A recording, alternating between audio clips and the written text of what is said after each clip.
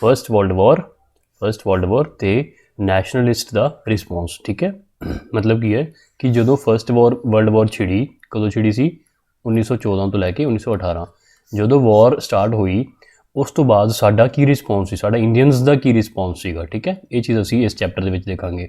इस तो पहला असी की कुछ कर चुके जी, असी कांग्रेस की फाउंडेशन कर चुके जी। ठीक है, इंडियन नेशनल कांग्रेस की फाउंडेशन कर चुके।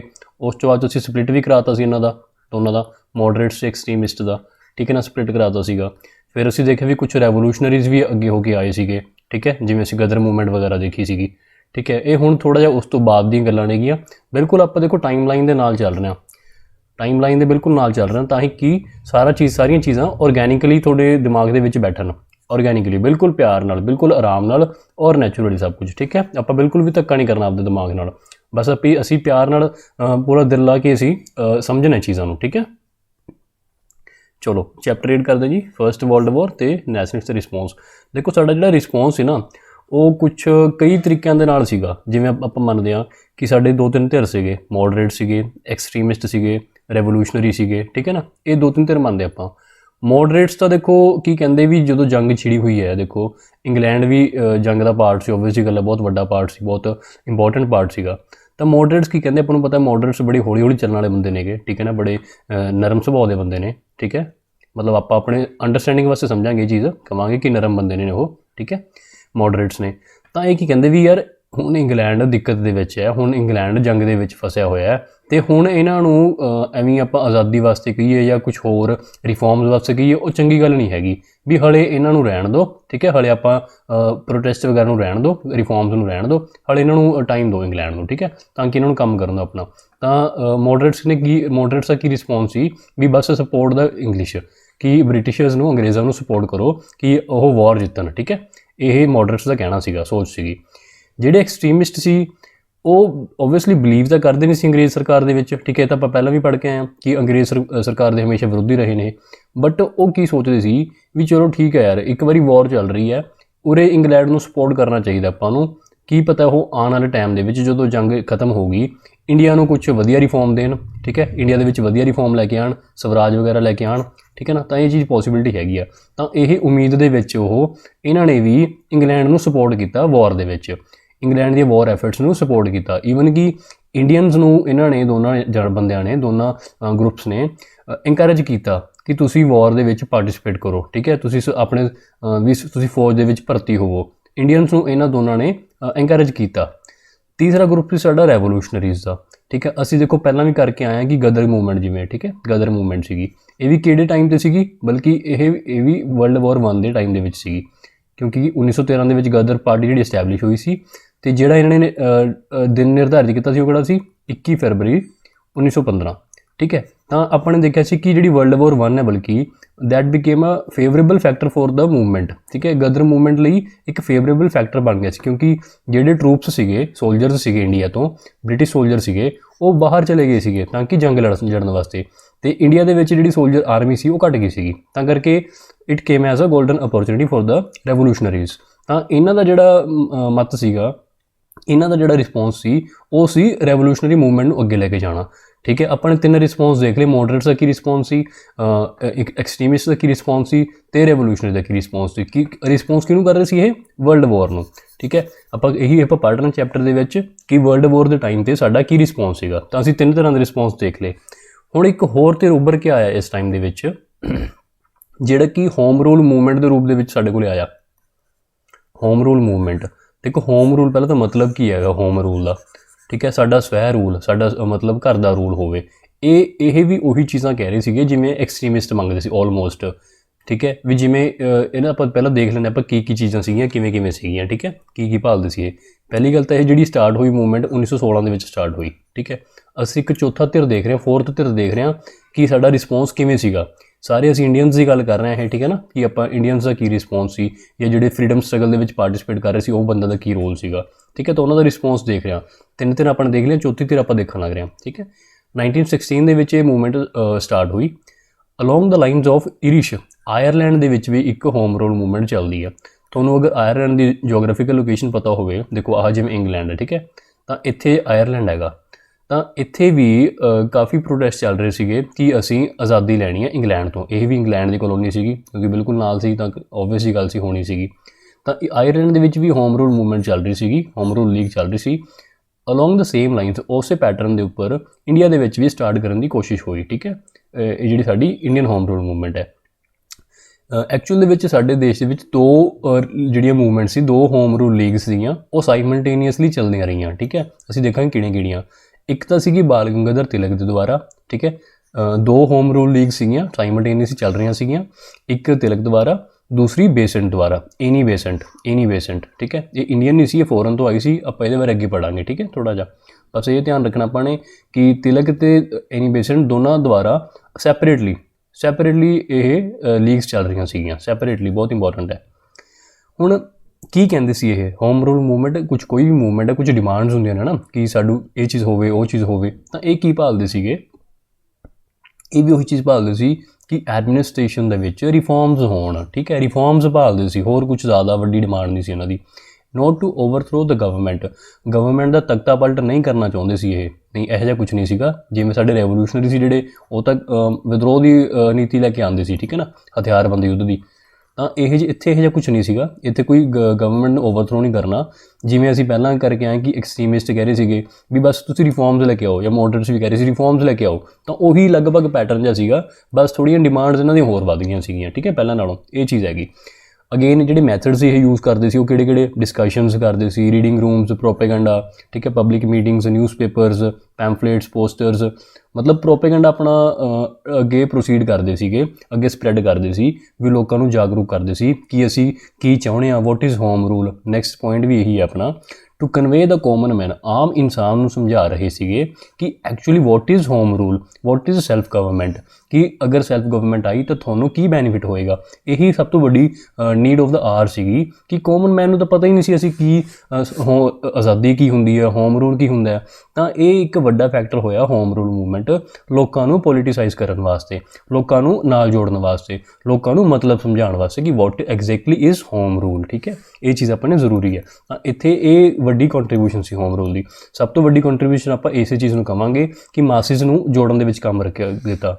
ਤੇ ਇਹ ਮੂਵਮੈਂਟ ਦੀ ਇੱਕ ਹੋਰ ਵੀ ਖਾਸੀਅਤ ਹੈ, ਅੱਜ ਤੱਕ ਮਤਲਬ ਇਸ ਟਾਈਮ ਤੋਂ ਪਹਿਲਾਂ ਜਿਹੜੀਆਂ ਮੂਵਮੈਂਟਸ ਕਿਸੇ ਜਗ੍ਹਾ 'ਤੇ ਜਿਵੇਂ ਮੰਨ ਲਓ ਗੁਜਰਾਤ, ਸਿੰਧ, ਤਾਂ ਇਹ ਐਸੇ ਇਲਾਕੇ ਸੀਗੇ ਜਿੱਥੇ ਹਾਲੇ ਤੱਕ ਸਾਡੀ ਨੈਸ਼ਨਲ ਮੂਵਮੈਂਟ ਪਹੁੰਚੀ ਨਹੀਂ ਸੀ। ਤਾਂ ਇਹ ਹੋਮ ਰੂਲ ਮੂਵਮੈਂਟ ਦੀ ਇਹੀ ਖਾਸੀਅਤ ਸੀ ਕਿ ਇਹ ਕਾਫੀ ਰਿਮੋਟ ਏਰੀਆਜ਼ ਦੇ ਵਿੱਚ ਵੀ ਪਹੁੰਚੀ ਸੀਗੀ, ਠੀਕ ਹੈ। ਇਹ ਆਪਾਂ ਦੇਖਾਂਗੇ। ਅਗੇਨ ਮਤਲਬ ਉਹੀ ਕਿ ਤਖਤਾ ਪਲਟ ਦੀ ਕੋਈ ਗੱਲਬਾਤ ਨਹੀਂ ਸੀਗੀ, ਬਸ ਇਹ ਰਿਫੋਰਮਸ ਭਾਲਦੇ ਸੀਗੇ। ਹੋਮ ਰੂਲ ਅਗੇਨ ਉਹੀ ਆਸਟ੍ਰੇਲੀਆ ਕੈਨੇਡਾ ਵਾਲਾ, ਠੀਕ ਹੈ। ਆਪਾਂ ਦੇਖਿਆ ਵੀ ਦੋ ਲੀਗਸ ਸੀਗੀਆਂ, ਇੱਕ ਤਿਲਕ ਦੀ ਸੀਗੀ, ਇੱਕ ਬੇਸੈਂਟ ਦੀ ਸੀਗੀ, ਐਨੀ ਬੇਸੈਂਟ, ਬਾਲ ਗੰਗਾਧਰ ਤਿਲਕ। ਜਿਹੜੀ ਇਹ ਵਾਲੀ ਸਟਾਰਟ ਹੋਈ, ਇਹ ਥੋੜ੍ਹੀ ਪਹਿਲਾਂ ਸਟਾਰਟ ਹੋ ਗਈ ਸੀ ਅਪ੍ਰੈਲ 1916 ਦੇ ਵਿੱਚ, ਇਹ ਥੋੜ੍ਹੀ ਲੇਟ ਹੋਈ ਸੀ ਸੈਪਟੈਂਬਰ। ਹਾਲਾਂਕਿ ਦੇਖੋ ਸਾਰਾ ਕਨਸੈਪਟ ਇਹ ਆਲਮੋਸਟ ਐਨੀ ਬੇਸੈਂਟ ਦਾ ਹੀ ਸੀਗਾ ਜੇ ਆਪਾਂ ਦੇਖਿਆ ਜਾਵੇ, ਠੀਕ ਹੈ ਨਾ, ਕਿਉਂਕਿ ਆਇਰਲੈਂਡ ਤੋਂ ਆਏ ਸੀਗੇ ਅਤੇ ਜਿਹੜਾ ਆਪਣਾ ਕਨਸੈਪਟ ਸੀ ਇਹ ਵੀ ਹੋਮ ਰੂਲ ਲੀਗ ਦਾ, ਇਹ ਵੀ ਆਇਰਲੈਂਡ ਦਾ ਸੀਗਾ ਪਹਿਲਾਂ, ਠੀਕ ਹੈ। ਜੇ ਆਪਾਂ ਪੋਲਿਟੀ ਦੀ ਗੱਲ ਕਰੀਏ, ਆਇਰਲੈਂਡ ਤੋਂ ਅਸੀਂ ਕਾਫੀ ਚੀਜ਼ਾਂ ਅਡੋਪਟ ਕੀਤੀਆਂ ਨੇ, ਜਿਵੇਂ ਸਾਡੀ DPSPs, ਠੀਕ ਹੈ, ਆਇਰਲੈਂਡ ਤੋਂ ਆਪਾਂ ਨੇ ਅਡੋਪਟ ਕੀਤੀਆਂ ਨੇਗੀਆਂ। ਪੋਲਿਟੀ ਦੇ ਵਿੱਚ ਕਰਾਂਗੇ ਆਪਾਂ ਬਹੁਤ ਕੁਛ ਕਰਾਂਗੇ, ਇੱਕ ਦੋ ਚੀਜ਼ਾਂ ਹੋਰ ਵੀ ਆਪਣੇ ਆਇਰਲੈਂਡ ਤੋਂ ਬੋਰੋ ਕੀਤੀਆਂ ਨੇ। ਹੋਰ ਕੀ ਚੀਜ਼ ਡਿਫਰੈਂਸ ਸੀਗੇ ਇਹਨਾਂ ਦੇ ਵਿੱਚ, ਤਿਲਕ ਦੀ ਲੀਗ ਦੇ ਵਿੱਚ ਅਤੇ ਬੇਸੈਂਟ ਦੀ ਵਿੱਚ? ਇੱਕ ਤਾਂ ਦੇਖੋ ਏਰੀਆ, ਕਿ ਕਿਹੜੇ ਰੀਜਨ ਦੇ ਵਿੱਚ ਐਕਟਿਵ ਸੀਗੇ ਇਹ। ਤਿਲਕ ਦੀ ਜਿਹੜੀ ਲੀਗ ਸੀ ਕਿੱਥੇ ਸੀਗੀ? ਮਹਾਰਾਸ਼ਟਰ ਦੇ ਵਿੱਚ, ਐਕਸੈਪਟ ਬੰਬੇ ਸਿਟੀ। ਇਹ ਧਿਆਨ ਰੱਖਣਾ ਹੈ, ਬੰਬੇ ਸਿਟੀ ਦੇ ਵਿੱਚ ਤਿਲਕ ਨਹੀਂ ਸੀਗਾ। ਹਾਲਾਂਕਿ ਤਿਲਕ ਖੁਦ ਬੰਬੇ ਦਾ ਸੀ, ਆਪਾਂ ਨੂੰ ਪਤਾ ਹੈਗਾ, ਠੀਕ ਹੈ ਨਾ, ਬੰਬੇ ਦੇ ਵਿੱਚ ਕਾਫੀ ਐਕਟਿਵ ਰਿਹਾ, ਪਰ ਬੰਬੇ ਸਟੇਟ ਦੇ ਵਿੱਚ ਰਿਹਾ ਸੀ। ਬੰਬੇ ਸਿਟੀ ਦੀ ਗੱਲ ਕਰ ਰਹੇ ਹੁਣ ਆਪਾਂ ਇੱਥੇ, ਠੀਕ ਹੈ। ਬੰਬੇ ਸਿਟੀ ਦੇ ਵਿੱਚ ਤਿਲਕ ਦੀ ਲੀਗ ਨਹੀਂ ਕੰਮ ਕਰ ਰਹੀ ਸੀ। ਉੱਥੇ ਕੌਣ ਕੰਮ ਕਰ ਰਹੀ ਸੀ? ਉੱਥੇ ਐਨੀ ਬੇਸੈਂਟ ਦੀ, ਠੀਕ ਹੈ, ਐਨੀ Bessent the. Rest of Maharashtra ਦੇ ਵਿੱਚ ਤਿਲਕ ਦੀ ਲੀਗ ਹੀ ਸੀਗੀ, ਸਿਰਫ ਬੰਬੇ ਸਿਟੀ ਦੇ ਵਿੱਚ ਨਹੀਂ ਸੀ, ਠੀਕ ਹੈ। ਇਹ ਧਿਆਨ ਰੱਖਣਾ। ਦੇਖੋ ਪੰਜਾਬ ਦੇ ਬੋਰਡਸ ਜਿਹੜੇ ਜ਼ਿਆਦਾ ਇਹੀ ਚੀਜ਼ਾਂ ਨੂੰ ਟਾਰਗੇਟ ਕਰਦੇ ਨੇ, ਠੀਕ ਹੈ, ਜਿਹੜੀਆਂ ਛੋਟੀਆਂ ਨਿਟੀ ਗ੍ਰਿਟੀਜ਼ ਨੇਗੀਆਂ। ਤਾਂ ਅਸੀਂ ਮੈਂ ਜਿਵੇਂ ਪੇਪਰ ਟਰੈਕ ਕਰਦਾ ਤਾਂ ਮੈਂ ਦੇਖਦਾ ਚੀਜ਼ਾਂ ਨੂੰ, ਤਾਂ ਹੀ ਤੁਹਾਨੂੰ ਇਹ ਚੀਜ਼ਾਂ ਨੂੰ ਬਾਰ-ਬਾਰ ਸਟ੍ਰੈਸ ਦੇ ਕੇ ਦੱਸ ਰਿਹਾ, ਠੀਕ ਹੈ, ਕਿ ਬੰਬੇ ਸਿਟੀ ਨਹੀਂ ਹੈਗਾ। ਹੋਰ ਕਿਹੜਾ ਦੇਖੋ, ਮਹਾਰਾਸ਼ਟਰ, ਕਰਨਾਟਕ, ਸੈਂਟਰਲ ਪ੍ਰੋਵਿੰਸਿਸ, ਬਿਰਾੜ, ਠੀਕ ਹੈ। ਇਹ ਕੁਝ ਰੀਜਨ ਨੇਗੇ, ਬਸ ਇਹ ਜ਼ਿਆਦਾ ਇੰਪੋਰਟੈਂਟ ਨਹੀਂ ਹੈਗੇ। ਆਪਾਂ ਨੇ ਬੰਬੇ ਸਿਟੀ ਜ਼ਿਆਦਾ ਇੰਪੋਰਟੈਂਟ ਹੈ ਕਿਉਂਕਿ ਇੱਥੋਂ ਹੀ ਕੈਚ ਬਣਦਾ ਹੈਗਾ, ਠੀਕ ਹੈ, ਇੱਥੋਂ ਹੀ ਐਗਜ਼ਾਮੀਨਰ ਨੂੰ ਇੱਕ ਮੌਕਾ ਮਿਲਦਾ ਹੈ ਕੁਐਸਚਨ ਪਾਉਣ ਦਾ। ਆਪਾਂ ਹਮੇਸ਼ਾ ਮੇਰੇ ਫੋਕਸ ਹਮੇਸ਼ਾ ਇਹ ਹੁੰਦਾ ਹੈ ਕਿ ਮੈਂ ਐਗਜ਼ਾਮੀਨਰ ਦੇ ਪੈਰਾਂ ਦੇ ਵਿੱਚ ਪੈਰ ਪਾ ਕੇ ਦੇਖਾਂ ਕਿ ਉਹ ਕਿਸ ਤਰ੍ਹਾਂ ਸੋਚ ਰਿਹਾ ਹੋਊਗਾ, ਕਿਸ ਤਰ੍ਹਾਂ ਕੁਐਸਚਨ ਬਣਾ ਰਿਹਾ ਹੋਊਗਾ। ਜਦੋਂ ਵੀ ਆਪਾਂ ਕੋਈ ਚੀਜ਼ ਪੜ੍ਹਦੇ ਹਾਂ, ਜਦੋਂ ਆਪਾਂ ਥੋੜ੍ਹੇ ਜਿਹੇ ਪੇਪਰ ਦੇਖੇ ਹੁੰਦੇ ਨੇ ਆਪਾਂ ਨੇ, ਹੈ ਨਾ, ਠੀਕ ਹੈ, 20-50 ਪੇਪਰ ਦੇਖੇ ਹੁੰਦੇ ਨੇ, ਤਾਂ ਆਪਾਂ ਨੂੰ ਆਈਡੀਆ ਹੋ ਜਾਂਦਾ ਵੀ ਪੇਪਰ ਐਗਜ਼ਾਮੀਨਰ ਜਿਹੜਾ ਹੁੰਦਾ ਹੈ ਉਹ ਕੁਐਸਚਨ ਕਿਵੇਂ ਸੈੱਟ ਕਰ ਰਿਹਾ ਹੈਗਾ। ਹੁਣ ਮੈਨੂੰ ਕੁਛ ਇਸ ਸਾਰੇ ਪੇਜ ਦੇ ਵਿੱਚੋਂ ਕੋਈ ਕੁਐਸਚਨ ਬਣਾਉਣਾ ਹੋਊਗਾ ਤਾਂ ਮੈਨੂੰ ਸਭ ਤੋਂ ਸੌਖਾ ਕੁਐਸਚਨ ਇਹ ਬਣਾਉਣਾ ਹੋਊਗਾ ਕਿ ਮੈਂ ਬੰਬੇ ਸਿਟੀ ਵਾਲਾ ਕੋਈ ਕੁਐਸਚਨ ਪਾ ਦਾਂ ਤੁਹਾਨੂੰ ਮੈਂ, ਠੀਕ ਹੈ ਨਾ। ਤਾਂ ਐਗਜ਼ਾਮੀਨਰ ਦੀ ਆਪਾਂ ਸੋਚ ਦੇ ਵਿੱਚ ਸੋਚ ਮਿਲਾ ਕੇ ਚੱਲਣੀ ਹੈਗੀ, ਠੀਕ ਹੈ, ਇਹੀ ਚੀਜ਼ ਹੈ। ਇਹ ਕਿੱਥੇ ਸੀਗੀ, ਇਹ ਓਪਰੇਟਡ ਇਨ ਰੈਸਟ ਆਫ ਇੰਡੀਆ, ਜਿਹੜੇ ਰੀਜਨ ਤਿਲਕ ਕਰ ਰਿਹਾ, ਠੀਕ ਹੈ, ਦੱਸਦੇ। ਜਿਹੜੀ ਬੇਸਨ ਦੀ ਲੀਗ ਸੀ ਇਹ ਸਾਰੇ ਦੇਸ਼ ਦੇ ਵਿੱਚ ਹੋਰ ਰਹੇਗੀ, ਇੰਕਲੂਡਿੰਗ ਜਿਹੜਾ ਬੰਬੇ ਹੈ, ਕਿਉਂਕਿ ਬੰਬੇ ਇੱਥੇ ਨਹੀਂ ਸੀਗਾ ਤਾਂ ਬੰਬੇ ਇੱਥੇ ਆਊਗਾ, ਠੀਕ ਹੈ। Bessent, B for ਬੀਸੈਂਟ, B for Bombay, ਠੀਕ ਹੈ। ਜਿਹੜੇ ਤਿਲਕ ਦੀ ਲੀਗ ਸੀ ਇਹਦੇ ਵਿੱਚ ਸਿਰਫ 6 ਬ੍ਰਾਂਚਿਸ ਸੀਗੀਆਂ। ਬੇਸੈਂਟ ਦੀ ਲੀਗ 'ਚ 200 ਬ੍ਰਾਂਚਿਸ, ਦੇਖੋ ਕੋਈ ਨੇੜੇ ਤੇੜੇ ਵੀ ਨਹੀਂ ਹੈਗੀ, ਮਤਲਬ ਕੰਪੈਰੀਜ਼ਨ, ਠੀਕ ਹੈ, ਧਿਆਨ ਰੱਖਣਾ। ਇਸੇ ਕਰਕੇ ਜਿਹੜਾ ਰੈਸਟ ਆਫ ਇੰਡੀਆ ਦੇ ਵਿੱਚ ਸੀਗਾ ਉਹ ਬੇਸੈਂਟ ਸੀ। ਤਿਲਕ ਦੀ ਲੀਗ ਕੁਛ ਰੀਜਨ ਦੇ ਵਿੱਚ ਸੀਗੀ। ਇੱਕ ਚੀਜ਼ ਹੋਰ ਹੈ ਕਿ ਜਿਹੜੀ ਬੇਸੈਂਟ ਦੀ ਲੀਗ ਹੈ ਉਹ ਲੂਜ਼ਲੀ ਆਰਗੇਨਾਈਜ਼ਡ ਹੈ। ਦੇਖੋ ਤੁਸੀਂ ਆਪ ਹਿਸਾਬ ਲਗਾਓ ਵੀ 200 ਬ੍ਰਾਂਚਿਸ ਨੇ, ਠੀਕ ਹੈ ਨਾ, 200 ਜਗ੍ਹਾ 'ਤੇ ਕੰਮ ਚੱਲ ਰਿਹਾ, ਤਾਂ ਉਹ ਫਿਰ ਵੀ ਕਿਤੇ ਨਾ ਕਿਤੇ ਲੂਜ਼ ਸੀਗਾ, ਠੀਕ ਹੈ ਨਾ, ਇੰਨਾ ਆਰਗੇਨਾਈਜ਼ਡ ਨਹੀਂ ਸੀਗਾ। ਤਿਲਕ ਦੀ ਲੀਗ ਕਾਫੀ ਆਰਗੇਨਾਈਜ਼ਡ ਸੀਗੀ, ਠੀਕ ਹੈ, compare to Tilak the league. ਜਿਹੜੀ ਬੇਸੈਂਟ ਦੀ ਲੀਗ ਸੀ, ਜਿਹੜੀ ਜ਼ਿਆਦਾ ਬ੍ਰਾਂਚਿਸ ਵਾਲੀ ਲੀਗ ਸੀਗੀ, ਉਹ ਲੂਜ਼ਲੀ ਆਰਗੇਨਾਈਜ਼ਡ ਸੀਗੀ, ਉਹ ਜ਼ਿਆਦਾ ਆਰਗੇਨਾਈਜ਼ਡ ਨਹੀਂ ਸੀਗੀ। ਇਹਨਾਂ ਦੇ ਸੈਕਟਰੀ ਕੌਣ ਸੀਗੇ ਇਸ ਲੀਗ ਦੇ? ਜਾਰਜ ਅਰੁੰਡਲੇ, ਠੀਕ ਹੈ। ਇਹ ਇਨੀ ਬੇਸੈਂਟ ਦੇ ਕਾਫੀ ਕੰਪੈਟਰੀਏਟ ਰਹੇ ਨੇਗੇ, ਨਾਲ ਰਹੇ ਨੇ ਹਮੇਸ਼ਾ ਇਹਨਾਂ ਦੇ, ਠੀਕ ਹੈ, ਹੋਰ ਵੀ ਜਗ੍ਹਾ 'ਤੇ ਨਾਲ ਰਹੇ ਨੇ ਜਾਰਜ ਅਰੁੰਡਲੇ। ਤਿਲਕ ਦੀ ਜਿਹੜੀ ਲੀਗ ਸੀ ਉਹਦੇ ਹੈੱਡਕੁਆਟਰ ਆਪਣੇ ਕੋਲ ਆਉਂਦੇ ਨੇ ਪੂਨਾ ਦੇ ਵਿੱਚ, ਕਿਉਂਕਿ ਵੈਸਟ ਇੰਡੀਆ ਦੇ ਵਿੱਚ ਹੀ ਜ਼ਿਆਦਾ ਇਨਫਲੂਐਂਸ ਰਹੀ ਹੈ ਤਿਲਕ ਦੀ। ਚਲੋ ਜੀ, ਇਹ ਕੁਛ ਡਿਫਰੈਂਸ ਸੀਗੇ ਦੋਨਾਂ ਲੀਗਸ ਦੇ ਵਿੱਚ। ਅਗੇਨ ਦੋਨੇ ਲੀਗਸ ਸੈਪਰੇਟ ਸੀ ਇੱਕ ਦੂਸਰੇ ਤੋਂ, ਠੀਕ ਹੈ। ਹੁਣ ਆਪਾਂ ਥੋੜ੍ਹਾ ਜਿਹਾ ਇਨੀ ਬੇਸੈਂਟ ਬਾਰੇ ਦੇਖ ਲਈਏ, ਕਿਉਂਕਿ ਕਾਫੀ ਇੰਪੋਰਟੈਂਟ ਪਰਸਨੈਲਿਟੀ ਬਣ ਜਾਂਦੇ ਸਾਡੇ ਇੰਡੀਅਨ ਫਰੀਡਮ ਸਟਰਗਲ ਦੇ ਵਿੱਚ। ਇੱਕ ਤਾਂ ਪਹਿਲਾਂ ਇਹ ਆਇਰਲੈਂਡ ਤੋਂ ਆਏ ਸੀ। ਆਇਰਲੈਂਡ ਦੇ ਥੀਓਸੋਫਿਸਟ ਸੀਗੇ। ਥੀਓਸੋਫਿਸਟ ਕੀ ਹੁੰਦਾ? ਹੁਣ ਦੇਖੋ, ਥੀਓਸੋਫਿਸਟ ਇੱਕ ਨਈ ਆਈਡੀਓਲੋਜੀ ਸੀਗੀ। ਥੀਓਸੋਫਿਸਟਸ ਕਹਿੰਦੇ ਆਪਾਂ ਉਹਨਾਂ ਨੂੰ, ਜਿਹੜੇ ਕਿ ਸਾਡੇ ਓਰੀਐਂਟ ਰਿਲੀਜਨ, ਓਰੀਐਂਟ ਸਮਝਦੇ ਮਤਲਬ ਇੱਕ ਓਰੀਐਂਟ ਦਾ ਪੱਕਾ ਹੁੰਦਾ, ਠੀਕ ਹੈ, ਉਹਨੂੰ ਤਾਂ ਭੁੱਲ ਜਾਓ ਤੁਸੀਂ ਫਿਲਹਾਲ ਲਈ। ਇੱਕ ਓਰੀਐਂਟ ਦਾ ਮਤਲਬ ਹੁੰਦਾ ਈਸਟ, ਠੀਕ ਹੈ, ਜਿਵੇਂ ਸਾਡਾ ਇੰਡੀਆ ਹੋ ਗਿਆ, ਚਾਈਨਾ ਹੋ ਗਿਆ, ਮਤਲਬ ਜਿਹੜੇ ਈਸਟ ਦੇ ਨੇ, ਜਿਵੇਂ ਅਮੈਰੀਕਾ ਹੋ ਗਿਆ, ਇੰਗਲੈਂਡ ਹੋ ਗਿਆ, ਉਹ ਸਾਰੇ ਵੈਸਟ ਹੋ ਗਏ। ਤਾਂ ਹੁਣ ਜੋ ਵੀ ਈਸਟ ਦਾ ਕਲਚਰ ਹੈ ਅਸੀਂ ਉਹਨੂੰ ਓਰੀਐਂਟਲ ਕਲਚਰ ਕਹਿੰਦੇ ਹਾਂ। ਤੁਸੀਂ ਈਸਟ ਨੂੰ ਹੀ ਸਮਝ ਲਓ ਕਿ east is equal to oriental, ਠੀਕ ਹੈ।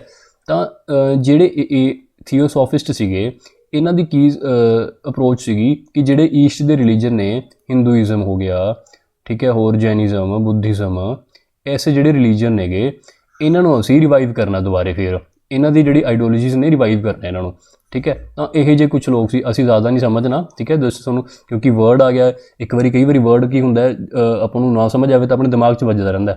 ਤਾਂ ਉਸ ਕਨਫਿਊਜ਼ਨ ਨੂੰ ਹਟਾਉਣ ਵਾਸਤੇ ਮੈਂ ਸਿਰਫ ਸਮਝਾ ਰਿਹਾ, ਐਗਜ਼ਾਮੀਨੇਸ਼ਨ ਪੁਆਇੰਟ ਆਫ ਵਿਊ ਤੋਂ ਇੰਨਾ ਇੰਪੋਰਟੈਂਟ ਨਹੀਂ ਹੈਗਾ ਕਿ ਤੁਸੀਂ ਸੋਚੀ ਜਾਓ ਵੀ ਥੀਓਸੋਫਿਸਟ ਹੁੰਦਾ ਕੀ ਹੈ, ਤਾਂ ਸਮਝਾ ਰਿਹਾ।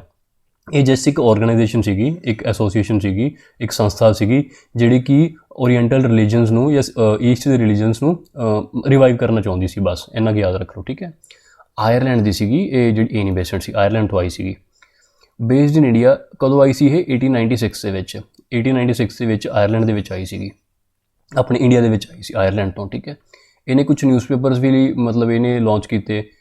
ਇਹ ਨਾਮ ਕਾਫੀ ਇੰਪੋਰਟੈਂਟ ਨੇ ਜੀ ਨਿਊਜ਼ਪੇਪਰਸ ਦੇ, ਨਿਊ ਇੰਡੀਆ ਅਤੇ ਕਾਮਨਵੈਲਥ। ਸਿੱਧਾ ਕੁਐਸਚਨ ਆ ਜਾਂਦਾ ਵੀ ਇਨੀ ਬੇਸਡ ਦੇ ਨਿਊਜ਼ਪੇਪਰ ਕਿਹੜੇ ਸੀਗੇ? ਨਿਊ ਇੰਡੀਆ ਅਤੇ ਕਾਮਨਵੈਲਥ, ਬਹੁਤ ਇੰਪੋਰਟੈਂਟ ਹੈ ਜੀ ਇਹ, ਠੀਕ ਹੈ ਜੀ। ਇਹਨੇ ਇੱਕ ਆਪਣਾ ਇੱਕ ਕਾਲਜ ਵੀ ਬਣਾਇਆ ਸੀਗਾ। ਆਪਾਂ ਅੱਗੇ ਵੈਸੇ ਜਦੋਂ ਐਜੂਕੇਸ਼ਨ ਰਿਫੋਰਮਸ ਪੜ੍ਹਾਂਗੇ ਉਦੋਂ ਪੜ੍ਹਾਂਗੇ, ਠੀਕ ਹੈ। ਇਹਨੇ ਇੱਕ ਯੂਨੀਵਰਸਿਟੀ ਹੈਲਪ ਕੀਤੀ ਸੈਟਅਪ ਕਰਨ ਦੇ ਵਿੱਚ, ਜੋ ਕਿ ਬਾਅਦ ਦੇ ਵਿੱਚ ਬਨਾਰਸ ਹਿੰਦੂ ਯੂਨੀਵਰਸਿਟੀ ਬਣੀ ਸੀਗੀ ਮਦਨ ਮੋਹਨ ਮਾਲਵੀਆ ਦੇ ਦੁਆਰਾ। ਇਹਨੇ ਦੇਖੋ ਇੱਕ ਪਹਿਲਾ ਕਾਲਜ ਜਾਂ ਯੂਨੀਵਰਸਿਟੀ ਬਣਾ ਦਿੱਤੀ, ਠੀਕ ਹੈ। ਅੱਗੇ ਚੱਲ ਕੇ ਉਹ BHU ਬਣੀ, ਜਿਹੜੀ ਅੱਜ ਆਪਣੇ ਕੋਲੇ ਬਨਾਰਸ ਹਿੰਦੂ ਯੂਨੀਵਰਸਿਟੀ ਹੈ, ਬਲਕਿ IIT ਬਿਹੂ ਵੀ ਕਹਿੰਦੇ ਆਪਾਂ ਉਹਨਾਂ ਨੂੰ। ਇਹ ਜਦੋਂ ਇਹ ਮਦਨ ਮੋਹਨ ਮਾਲਵੀਆ ਨੇ ਇਸ ਯੂਨੀਵਰਸਿਟੀ ਨੂੰ BHU ਬਣਨ ਦੇ ਵਿੱਚ ਹੈਲਪ ਕੀਤੀ ਸੀਗੀ, ਠੀਕ ਹੈ। ਪਹਿਲਾਂ ਇਨੀ ਬੇਸਡ ਨੇ ਇੱਕ ਆਰਗੇਨਾਈਜੇਸ਼ਨ ਬਣਾਈ, ਇੱਕ ਯੂਨੀਵਰਸਿਟੀ ਬਣਾਈ, ਉਹੀ ਅੱਗੇ ਚੱਲ ਕੇ BHU ਬਣੀ, ਕਿਹਦੇ ਅੰਡਰ? ਮਦਨ ਮੋਹਨ ਮਾਲਵੀਆ ਦੇ ਅੰਡਰ। ਇਹ ਪੜ੍ਹਾਂਗੇ ਆਪਾਂ, ਅੱਗੇ ਪੜ੍ਹਾਂਗੇ। ਉਹ ਤਾਂ ਇਨੀ ਬੇਸਡ ਦਾ ਜ਼ਿਕਰ ਆਇਆ ਤਾਂ ਥੋੜ੍ਹਾ ਜਿਹਾ ਡਿਸਕਸ ਕਰ ਲਿਆ ਆਪਾਂ ਨੇ, ਠੀਕ ਹੈ। ਹੁਣ ਦੇਖੋ ਗਵਰਨਮੈਂਟ ਦਾ ਐਟੀਟਿਊਡ ਕੀ ਸੀਗਾ ਕਿਹਦੇ ਪ੍ਰਤੀ? ਹੋਮ ਰੂਲ ਲੀਗ ਪ੍ਰਤੀ, ਹੋਮ ਰੂਲ ਮੂਵਮੈਂਟ ਦੇ ਪ੍ਰਤੀ। ਬਿਲਕੁਲ ਪੀਸਫੁਲ ਸੀਗੀ। ਕੁਛ ਇਹ ਤੋਂ ਇੱਕ ਧਰਨੇ ਜ਼ਿਆਦਾ ਨਹੀਂ ਕਰਦੇ ਸੀਗੇ, ਕਿਉਂਕਿ ਇਹਨਾਂ ਦੇ ਦਿਮਾਗ 'ਚ ਵੀ ਇਹੀ ਚੀਜ਼ ਸੀਗੀ ਕਿ ਹਾਂ ਵਾਰ ਚੱਲ ਰਹੀ ਹੈ, ਆਪਾਂ ਜ਼ਿਆਦਾ ਤੰਗ ਨਾ ਕਰੀਏ ਅੰਗਰੇਜ਼ ਸਰਕਾਰ ਨੂੰ, ਠੀਕ ਹੈ। ਇਹਨਾਂ ਦੇ ਦਿਮਾਗ ਵੀ ਕਿਤੇ ਨਾ ਕਿਤੇ ਸੀਗੀ ਬਟ ਸਟਿਲ ਇਹ ਕਿਉਂ ਚਾਹੁੰਦੇ ਸੀ ਵੀ ਆਪਾਂ ਮੂਵਮੈਂਟ ਫਿਰ ਵੀ ਕਰੀਏ। ਹੁਣ ਦੇਖੋ ਜਿਹੜੇ ਮੋਡਰੇਟ ਸੀਗੇ ਇਹ ਤਾਂ ਬਿਲਕੁਲ ਹੀ ਚੁੱਪ ਕਰਨ ਦੇ ਹੱਕ ਦੇ ਵਿੱਚ ਸੀਗੇ ਵੀ ਬਿਲਕੁਲ ਚੁੱਪ ਕਰਕੇ ਬੈਠਣਾ ਚਾਹੀਦਾ, ਠੀਕ ਹੈ। ਬਟ ਹੋਮ ਰੂਲ ਮੂਵਮੈਂਟ ਇੱਕ ਸਾਡੇ ਵਾਸਤੇ ਬੂਨ ਬਣ ਕੇ ਸਾਹਮਣੇ ਆਈ, ਇੱਕ ਸਾਡੇ ਵਾਸਤੇ ਵਰਦਾਨ ਬਣ ਕੇ ਸਾਹਮਣੇ ਆਈ। ਕਿਉਂਕਿ ਤੁਸੀਂ ਦੇਖੋ ਅਸੀਂ ਜਿਹੜੀ ਪਹਿਲਾਂ ਪੜ੍ਹ ਕੇ ਆਏ ਹਾਂ 1907 ਤੱਕ ਚੀਜ਼ਾਂ ਐਕਟਿਵ ਰਹੀਆਂ ਸੀ ਜ਼ਿਆਦਾਤਰ, ਠੀਕ ਹੈ। ਉਸ ਤੋਂ ਬਾਅਦ 'ਚੋਂ ਜ਼ਿਆਦਾ ਕੁਛ ਆਪਣੇ ਕੋਲੇ ਪੋਲੀਟੀਕਲ ਐਕਟੀਵਿਟੀ ਨਹੀਂ ਸੀਗੀ, ਸਿਰਫ ਫਿਰ ਉਸ ਤੋਂ ਬਾਅਦ 'ਚੋਂ ਕੀ ਸੀ, ਰੈਵੋਲੂਸ਼ਨਰੀ ਰਹਿ ਗਏ ਸੀਗੇ ਜਿਹੜੇ ਕਿ ਇੰਡੀਵਿਜੂਅਲੀ ਕੁਛ ਕਰ ਰਹੇ ਸੀ, ਠੀਕ ਹੈ। ਕੋਈ ਮਤਲਬ ਔਰਗਨਾਈਜ਼ਡ ਤਰੀਕੇ ਨਾਲ ਆਪਣੇ ਕੋਲ ਕੋਈ ਨੈਸ਼ਨਲ ਲੈਵਲ 'ਤੇ ਕੋਈ ਚੀਜ਼ ਨਹੀਂ ਸੀਗੀ, ਠੀਕ ਹੈ। ਇਸ ਤੋਂ ਬਾਅਦ 'ਚ ਗਾਂਧੀ ਜਿਹੜਾ ਆਉਂਦਾ, ਗਾਂਧੀ 1915 ਤੋਂ ਬਾਅਦ ਆਉਂਦਾ ਆਪਣੇ ਕੋਲੇ, ਗਾਂਧੀ 1915 ਅਤੇ 1917 ਤੋਂ ਬਾਅਦ ਕੰਮ ਕਰਨ 'ਤੇ ਲੱਗਦਾ ਆਪਣੇ 'ਤੇ, ਜਿਹੜਾ ਕਿ ਨੈਸ਼ਨਲ ਫਰੀਡਮ ਦਾ ਕੰਮ ਹੈ ਆਪਣਾ, ਠੀਕ ਹੈ। ਅਤੇ ਇਹ ਜਿਹੜਾ 10 ਸਾਲਾਂ ਦਾ ਗੈਪ ਸੀਗਾ ਨਾ, ਇਹ ਬਿਲਕੁਲ ਵੈਕਿਊਮ ਵਾਲਾ ਸੀਗਾ, ਇੱਥੇ ਵੈਕਿਊਮ ਸੀ, ਬਿਲਕੁਲ ਕੋਈ ਵੀ ਪੋਲੀਟੀਕਲ ਐਕਟੀਵਿਟੀ ਨਹੀਂ ਸੀਗੀ।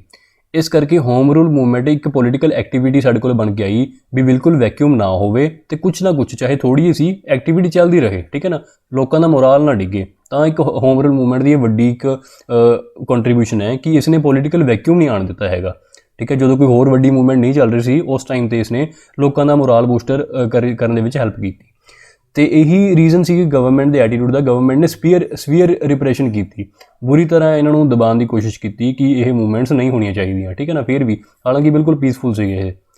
ਸੁਬਰਾਮਣੀਅਮ ਅਈਅਰ ਸੀਗੇ ਇੱਕ, ਠੀਕ ਹੈ। ਇਸ ਜਦੋਂ ਰਿਪਰੈਸ਼ਨ ਇੰਨੀ ਹੋਈ, ਠੀਕ ਹੈ, ਤੂੰ ਧਿਆਨ ਰੱਖਣਾ ਤੁਸੀਂ, ਕਦੋਂ HRM ਹੋਮ ਰੂਲ ਮੂਵਮੈਂਟ ਚੱਲ ਰਹੀ ਸੀ, ਅੰਗਰੇਜ਼ ਸਰਕਾਰ ਨੇ ਦਬਾਇਆ ਅਤੇ ਸੁਬਰਾਮਣੀਅਮ ਅਈਅਰ ਨੇ ਇਸ ਵਿਰੋਧ ਦੇ ਵਿੱਚ ਆਪਣਾ ਨਾਈਟਹੁੱਡ ਵਾਪਸ ਕਰਤਾ, ਜਿਹੜਾ ਕਿ ਪਹਿਲਾਂ ਉਹਨੂੰ ਬ੍ਰਿਟਿਸ਼ ਸਰਕਾਰ ਨੇ ਹੀ ਦਿੱਤਾ ਸੀਗਾ। ਦੇਖੋ ਅਵਾਰਡ ਵਾਪਸੀ ਤਾਂ ਆਪਣੇ ਹੁਣ ਵੀ ਚੱਲਦੀ, ਅੱਜ ਕੱਲ੍ਹ ਵੀ ਚੱਲਦੀ ਹੈ ਨਾ, ਤਾਂ ਉਸ ਚੀਜ਼ ਤੋਂ ਆਪਾਂ ਸਮਝ ਸਕਦੇ ਹਾਂ ਵੀ ਜਦੋਂ ਵੀ ਸਰਕਾਰ ਕੋਈ ਧੱਕਾ ਕਰਨ ਦੀ ਕੋਸ਼ਿਸ਼ ਕਰਦੀ ਹੈ, ਜਿਹੜੇ ਸਾਡੇ ਇੰਟੈਲੈਕਚੁਅਲਸ ਨੇ, ਸਕੋਲਰਸ ਨੇ, ਉਹ ਕੀ ਕਰਦੇ ਨੇ, ਆਪਣੇ ਅਵਾਰਡ ਵਾਪਸ ਕਰਕੇ ਇੱਕ ਪ੍ਰੋਟੈਸਟ ਦਿਖਾਉਂਦੇ ਨੇ ਵੀ ਹਾਂ ਅਸੀਂ ਤੁਹਾਡੇ ਨਾਲ ਸਹਿਮਤ ਨਹੀਂ ਹੈਗੇ ਚੀਜ਼, ਠੀਕ ਹੈ ਨਾ। ਇੱਕ ਪ੍ਰੋਟੈਸਟ ਕਰਨ ਦਾ ਜ਼ਰੀਆ ਹੁੰਦਾ। ਉਸੇ ਤਰ੍ਹਾਂ ਸੁਬਰਾਮਣੀਅਮ ਅਈਅਰ ਨੇ ਆਪਣਾ ਨਾਈਟਹੁੱਡ ਵਾਪਸ ਕਰਤਾ ਸੀ। ਅਸੀਂ ਅੱਗੇ ਪੜ੍ਹਾਂਗੇ ਰੋਲਟ ਐਕਟ ਤੋਂ ਬਾਅਦ, ਜਲਿਆਂਵਾਲਾ ਬਾਗ ਤੋਂ ਬਾਅਦ ਵੀ ਰਵਿੰਦਰਨਾਥ ਟੈਗੋਰ, ਗਾਂਧੀ ਜੀ ਨੇ, ਤਾਂ ਕਈ ਲੋਕਾਂ ਨੇ ਆਪਣੇ ਅਵਾਰਡਸ ਵਾਪਸ ਕੀਤੇ ਸੀਗੇ, ਉਹ ਵੀ ਆਪਾਂ ਆਉਣ ਵਾਲੇ ਟਾਈਮ 'ਚ ਦੇਖਾਂਗੇ, ਠੀਕ ਹੈ। ਪੋਜ਼ੀਟਿਵ ਗੇਨਸ, ਠੀਕ ਹੈ, ਕਿ ਹੋਮ ਰੂਲ ਮੂਵਮੈਂਟ ਦੀ ਕੰਟਰੀਬਿਊਸ਼ਨ ਕੀ ਰਹੀ ਹੈ, ਠੀਕ ਹੈ। ਅਸੀਂ ਨੈਕਸਟ ਸਲਾਈਡਸ ਦੇ ਵਿੱਚ ਪੜ੍ਹਾਂਗੇ ਕਿ ਇੱਕ ਤਾਂ ਇਹਨਾਂ ਨੇ, ਅਸੀਂ ਦੇਖਿਆ ਸੀ ਸੂਰਤ ਦੇ ਵਿੱਚ 1907 ਦੇ ਵਿੱਚ ਸੂਰਤ ਸਪਲਿਟ ਹੋਇਆ ਸੀਗਾ, ਠੀਕ ਹੈ। ਸਪਲਿਟ ਦੇ ਵਿੱਚ ਕੀ ਸੀ, ਮੋਡਰੇਟਸ ਤੇ ਐਕਸਟ੍ਰੀਮਿਸਟ ਅਲੱਗ-ਅਲੱਗ ਹੋ ਗਏ ਸੀ। ਹੋਮ ਰੂਲ ਮੂਵਮੈਂਟ ਦੀ ਵੱਡੀ ਕੰਟਰੀਬਿਊਸ਼ਨ ਇਹ ਰਹੀ ਕਿ it influenced moderate extremist reunion, ਠੀਕ ਹੈ। ਸਪਲਿਟ ਤਾਂ ਹੋ ਗਿਆ ਬਟ ਹੁਣ ਰੀਯੂਨੀਫਾਈ ਹੋ ਗਏ, ਦੁਬਾਰਾ ਫਿਰ ਯੂਨੀਫਾਈ ਹੋ ਗਏ, ਕਿਹਦੇ ਬਦੌਲਤ, ਹੋਮ ਰੂਲ ਮੂਵਮੈਂਟ ਦੀ ਬਦੌਲਤ। ਕਿਸੇ ਬਹੁਤ ਹੱਦ ਤੱਕ ਹੋਮ ਰੂਲ ਮੂਵਮੈਂਟ ਅਤੇ ਪ੍ਰੀਸਾਈਜ਼ਲੀ ਤਿਲਕ ਨੇ ਬਹੁਤ ਵੱਡੀ ਕੰਟਰੀਬਿਊਸ਼ਨ ਸੀ ਬਾਲ ਗੰਗਾਧਰ ਤਿਲਕ ਦੀ, ਦੁਬਾਰਾ ਫਿਰ ਯੂਨੀਫਾਈ ਕਰਨ ਦੇ ਵਿੱਚ। ਕਦੋਂ ਯੂਨੀਫਾਈ ਹੋ ਗਏ ਸੀ ਫਾਈਨਲੀ ਇਹ, ਲਖਨਊ ਦੇ ਵਿੱਚ 1916 ਦੇ ਵਿੱਚ, ਐਗਜ਼ੈਕਟਲੀ 10 ਸਾਲ ਬਾਅਦ ਯੂਨੀਫਾਈ ਹੋ ਗਏ ਸੀਗੇ, ਠੀਕ ਹੈ। 1907 ਦੇ ਵਿੱਚ ਸਪਲਿਟ ਹੋਇਆ ਸੀਗਾ, 1916 ਦੇ ਵਿੱਚ ਲਖਨਊ ਸੈਸ਼ਨ ਜਿਹੜਾ ਸੀਗਾ ਉਹ ਦੋਨਾਂ ਦਾ ਇਕੱਠਿਆਂ ਦਾ ਸੀ ਦੁਬਾਰੇ ਫਿਰ। ਇਹ ਤੋਂ ਪਹਿਲਾਂ ਕੋਈ ਵੀ ਹੁਣ ਜਿਹੜਾ 1907 ਤੋਂ ਬਾਅਦ ਕੋਈ ਵੀ ਸੈਸ਼ਨ ਇਹਨਾਂ ਦਾ ਇਕੱਠਾ ਨਹੀਂ ਹੋਇਆ ਸੀਗਾ। Emphasis shifted to mass permanently. ਤੁਹਾਨੂੰ ਮੈਂ ਦੱਸਿਆ ਸੀ ਕਿ ਜਿਹੜੇ ਮੋਡਰੇਟਸ ਸੀਗੇ ਇਹ ਮਾਸਿਸ 'ਤੇ ਬਿਲਕੁਲ ਬਿਲੀਵ ਨਹੀਂ ਕਰਦੇ ਸੀਗੇ, ਠੀਕ ਹੈ। ਇਹਨਾਂ ਨੂੰ ਸੀਗਾ ਕਿ ਮਾਸਿਸ ਹਾਲੇ ਰੈਡੀ ਨਹੀਂ ਹੈਗੇ ਕੰਮ ਕਰਨ ਵਾਸਤੇ, ਪੋਲੀਟੀਕਲ ਕੰਮ ਕਰਨ ਵਾਸਤੇ। ਜਿਹੜੇ ਐਕਸਟ੍ਰੀਮਿਸਟ ਸੀ ਇਹ ਥੋੜ੍ਹਾ ਯਕੀਨ ਕਰਦੇ ਸੀ ਵੀ ਹਾਂ ਮਾਸਿਸ ਹੋਣੇ ਚਾਹੀਦੇ ਨੇ, ਬਿਨਾਂ ਮਾਸਿਸ ਤੋਂ ਗੱਲ ਨਹੀਂ ਬਣਨੀ, ਠੀਕ ਹੈ। ਬਟ ਇਹ ਯਕੀਨ ਤਾਂ ਕਰਦੇ ਸੀ, ਬਟ ਫਿਰ ਵੀ ਇਹ ਨਾਲ ਜੋੜਨ ਦੇ ਵਿੱਚ ਇੰਨੇ ਸਮਰਥ ਨਹੀਂ ਸੀਗੇ, ਠੀਕ ਹੈ, ਇੰਨੇ ਕਾਮਯਾਬ ਨਾ ਹੋ ਪਾਏ ਕਿ ਲੋਕਾਂ ਨੂੰ ਨਾਲ ਜੋੜੇ। ਹੋਮ ਰੂਲ ਮੂਵਮੈਂਟ ਮੈਂ ਤੁਹਾਨੂੰ ਪਹਿਲਾਂ ਵੀ ਦੱਸ ਕੇ ਆਇਆ ਕਿ ਇਹ ਲੋਕਾਂ ਨੂੰ ਨਾਲ ਜੋੜਨ ਦੇ ਵਿੱਚ ਬਹੁਤ ਕਾਮਯਾਬ ਰਹੀ ਸੀਗੀ, ਠੀਕ ਹੈ। ਇਸ ਤੋਂ ਬਾਅਦ ਮਾਸਿਸ ਇੱਕ ਪਰਮਾਨੈਂਟ ਫਿਨੋਮਨਾ ਬਣ ਗਈ ਸੀ ਸਾਡੀ ਇੰਡੀਅਨ ਨੈਸ਼ਨਲ ਮੂਵਮੈਂਟ ਦਾ। ਜੇ ਅਸੀਂ ਗੱਲ ਕਰੀਏ ਇੱਕ ਪਰਮਾਨੈਂਟ ਫਿਨੋਮਨਾ ਬਣ ਗਈ ਸੀ ਕਿ ਹੁਣ ਤਾਂ ਮਾਸਿਸ ਤੋਂ ਬਿਨਾਂ ਗੱਲ ਬਣਦੀ ਹੀ ਕੋਈ ਨਹੀਂ। ਈਵਨ ਕਿ ਜਿਹੜੀ ਗਾਂਧੀ ਦੇ ਸਾਡੇ ਪ੍ਰੋਟੈਸਟ ਸੀਗੇ, ਗਾਂਧੀ ਦੇ ਮੂਵਮੈਂਟ ਸੀਗੀਆਂ, ਉਹ ਟੋਟਲੀ ਮਾਸ ਬੇਸਡ ਸੀਗੀਆਂ। ਇਹਦਾ ਆਪਾਂ ਨੂੰ ਪਤਾ ਹੈ ਕਿ ਪੂਰੇ ਲੋਕਾਂ ਦੇ ਇਕੱਠ ਨੂੰ ਨਾਲ ਲੈ ਕੇ ਚੱਲਦੇ ਸੀ ਗਾਂਧੀ ਜੀ, ਠੀਕ ਹੈ, ਪੂਰੇ ਮਾਸ ਬੇਸਡ ਸੀਗੇ। ਤਾਂ ਹੋਮ ਰੂਲ ਮੂਵਮੈਂਟ ਇੱਕ ਵੱਡਾ ਫੈਕਟਰ ਸੀਗਾ ਕਿ ਲੋਕਾਂ ਨੂੰ ਪਹਿਲਾਂ ਹੀ ਤਿਆਰ ਕਰਕੇ ਰੱਖਿਆ ਹੋਇਆ ਸੀਗਾ। ਇਸ ਤੋਂ ਬਾਅਦ 'ਚ ਦੇਖੋ ਗਾਂਧੀ ਜੀ ਪੜ੍ਹਾਂਗੇ ਆਪਾਂ ਸਾਰੇ। ਇਸ ਤੋਂ ਬਾਅਦ 'ਚ ਜਿਹੜੀ ਵੀ ਸਾਡੀ ਫਰੀਡਮ ਸਟਰਗਲ ਹੈ ਉਹ ਪੂਰੀ ਦੀ ਪੂਰੀ ਗਾਂਧੀ ਓਰੀਐਂਟਡ ਹੈ, ਗਾਂਧੀ ਸੈਂਟਰਡ ਹੈ, ਗਾਂਧੀ ਡੋਮੀਨੇਟਡ ਹੈ, ਠੀਕ ਹੈ ਨਾ। ਇਹ ਚੀਜ਼ ਪੜ੍ਹਾਂਗੇ ਆਪਾਂ। ਤਾਂ ਹੋਮ ਰੂਲ ਮੂਵਮੈਂਟ ਨੇ ਇੱਕ ਗਰਾਊਂਡ ਤਿਆਰ ਕਰਤਾ ਸੀ ਮਾਸਿਸ ਦੇ ਪਾਰਟੀਸਪੇਸ਼ਨ ਵਾਸਤੇ, ਠੀਕ ਹੈ ਨਾ। ਇਹ ਵੱਡੀ ਕੰਟਰੀਬਿਊਸ਼ਨ ਹੈ। ਐਮਫੈਸਿਸ ਸ਼ਿਫਟਡ ਟੂ ਮਾਸਿਸ ਪਰਮਾਨੈਂਟਲੀ, ਠੀਕ ਹੈ ਨਾ। ਹੁਣ ਜਿਹੜਾ ਸਾਰਾ ਦਾਰਮਦਾਰ ਸੀ ਉਹ ਮਾਸਿਸ ਦੇ ਉੱਪਰ ਆਉਣ ਵਾਲਾ ਸੀ ਆਉਣ ਵਾਲੇ ਟਾਈਮ ਦੇ ਵਿੱਚ, ਠੀਕ ਹੈ। ਤਾਂ ਹੋਮ ਰੂਲ ਮੂਵਮੈਂਟ ਇਹਦੇ ਵਿੱਚ ਵੱਡੀ ਸਹਾਈ ਬਣੀ। ਅਗਸਤ ਡੈਕਲੇਰੇਸ਼ਨ ਆਫ 1917 ਬਾਏ ਮੌਂਟੇਗਿਊ। ਹੁਣ ਅਸੀਂ ਕੀ ਪੜ੍ਹ ਰਹੇ ਹਾਂ, ਹੋਮ ਰੂਲ ਮੂਵਮੈਂਟ ਦੀ ਕੰਟਰੀਬਿਊਸ਼ਨ ਕੀ ਸੀ, ਉਹਦੇ ਪੋਜ਼ੀਟਿਵ ਗੇਨਸ ਕੀ ਸੀਗੇ, ਠੀਕ ਹੈ। ਇਹ ਚੀਜ਼ ਪੜ੍ਹ ਰਹੇ ਹਾਂ। ਤਾਂ ਇੱਕ ਵੱਡਾ ਗੇਨ ਇਹ ਸੀਗਾ ਕਿ ਸਾਡਾ ਉਸ ਟਾਈਮ ਮੌਂਟੇਗਿਊ ਸੈਕਟਰੀ ਆਫ ਸਟੇਟ ਸੀਗਾ, ਸੈਕਟਰੀ ਆਫ ਸਟੇਟ। ਅਸੀਂ ਦੇਖਿਆ ਸੀ 1858 ਤੋਂ ਬਾਅਦ ਕੀ ਹੋਇਆ ਸੀ, ਜਿਹੜਾ ਸਾਡਾ ਕੋਰਟ ਆਫ ਡਾਇਰੈਕਟਰ ਸੀ ਤੇ ਬੋਰਡ ਆਫ ਗਵਰਨਰ ਸੀਗੇ, ਬੋਰਡ ਆਫ ਕੰਪਨੀ ਸੀਗੇ, ਉਹ ਹਟ ਕੇ ਹੁਣ ਇੱਕ ਸੈਕਟਰੀ ਆਫ ਸਟੇਟ ਇੱਕ ਨਵਾਂ ਆਫਿਸ ਬਣ ਗਿਆ ਸੀ 1858 ਦੇ ਵਿੱਚ, ਠੀਕ ਹੈ। ਤੇ ਉਹੀ ਸੈਕਟਰੀ ਆਫ ਸਟੇਟ ਹੈਗਾ ਉਹਦਾ ਉਸ ਟਾਈਮ ਕੌਣ ਸੀ, ਇਹ ਮੌਂਟੇਗਿਊ। ਤਾਂ ਮੌਂਟੇਗਿਊ ਨੇ, ਇਹ ਲੰਡਨ ਦੇ ਵਿੱਚ ਆਫਿਸ ਹੈ ਜੀ, ਇੰਡੀਆ ਦੇ ਵਿੱਚ ਨਹੀਂ ਹੈਗਾ, ਧਿਆਨ ਰੱਖਣਾ, ਇਹ ਲੰਡਨ ਦੇ ਵਿੱਚ ਆਫਿਸ ਹੈਗਾ, secretary of state for India ਹੈਗਾ, ਪਰ ਉਹ ਬੈਠਦਾ ਕਿੱਥੇ ਹੈ, ਲੰਡਨ ਦੇ ਵਿੱਚ ਬੈਠਦਾ। ਤਾਂ ਉਸ ਟਾਈਮ ਇਹ ਸੀਗਾ ਮੌਂਟੇਗਿਊ। ਤਾਂ ਇਹਨੇ ਇੱਕ ਡੈਕਲੇਰੇਸ਼ਨ ਦਿੱਤੀ, ਕਾਫੀ ਫੇਮਸ ਹੈ, ਬਲਕਿ ਤੁਹਾਨੂੰ ਐਗਜ਼ਾਮ ਦੇ ਵਿੱਚ ਇਹੀ ਸਟੇਟਮੈਂਟ ਆ ਸਕਦੀ ਹੈ ਕਿ 1917 ਦੀ ਜਿਹੜੀ ਅਗਸਤ ਡੈਕਲੇਰੇਸ਼ਨ ਹੈ ਉਹ ਕਿਹਨੇ ਦਿੱਤੀ ਸੀਗੀ, ਠੀਕ ਹੈ। ਤਾਂ ਆਨਸਰ ਵਿਲ ਬੀ ਮੌਂਟੇਗਿਊ। ਤਾਂ ਇਹ ਡੈਕਲੇਰੇਸ਼ਨ ਦੇ ਵਿੱਚ ਕੀ ਕੁਝ ਸੀਗਾ, ਦੇਖੋ ਧਿਆਨ ਦਿਓ। ਇਹ ਡੈਕਲੇਰੇਸ਼ਨ ਦੇ ਰਿਹਾ ਹੁਣ, self government for Indians, self government, ਜਿਹੜੀ ਚੀਜ਼ ਹੀ ਅਸੀਂ ਮੰਗ ਕਰ ਰਹੇ ਹਾਂ ਇੰਨੇ ਟਾਈਮ ਤੋਂ, ਉਹ ਚੀਜ਼ ਦੇਣ ਦਾ ਇਹਨੇ ਵਾਅਦਾ ਕਰਤਾ। Self government for Indian to become a government policy. ਇਹ ਕਹਿ ਰਿਹਾ ਵੀ ਹਾਂ ਅਸੀਂ ਸੋਚ ਰਹੇ ਹਾਂ ਆਉਣ ਵਾਲੇ ਟਾਈਮ ਦੇ ਵਿੱਚ ਇਹ ਪੋਸੀਬਿਲਿਟੀ ਹੈਗੀ ਹੈ।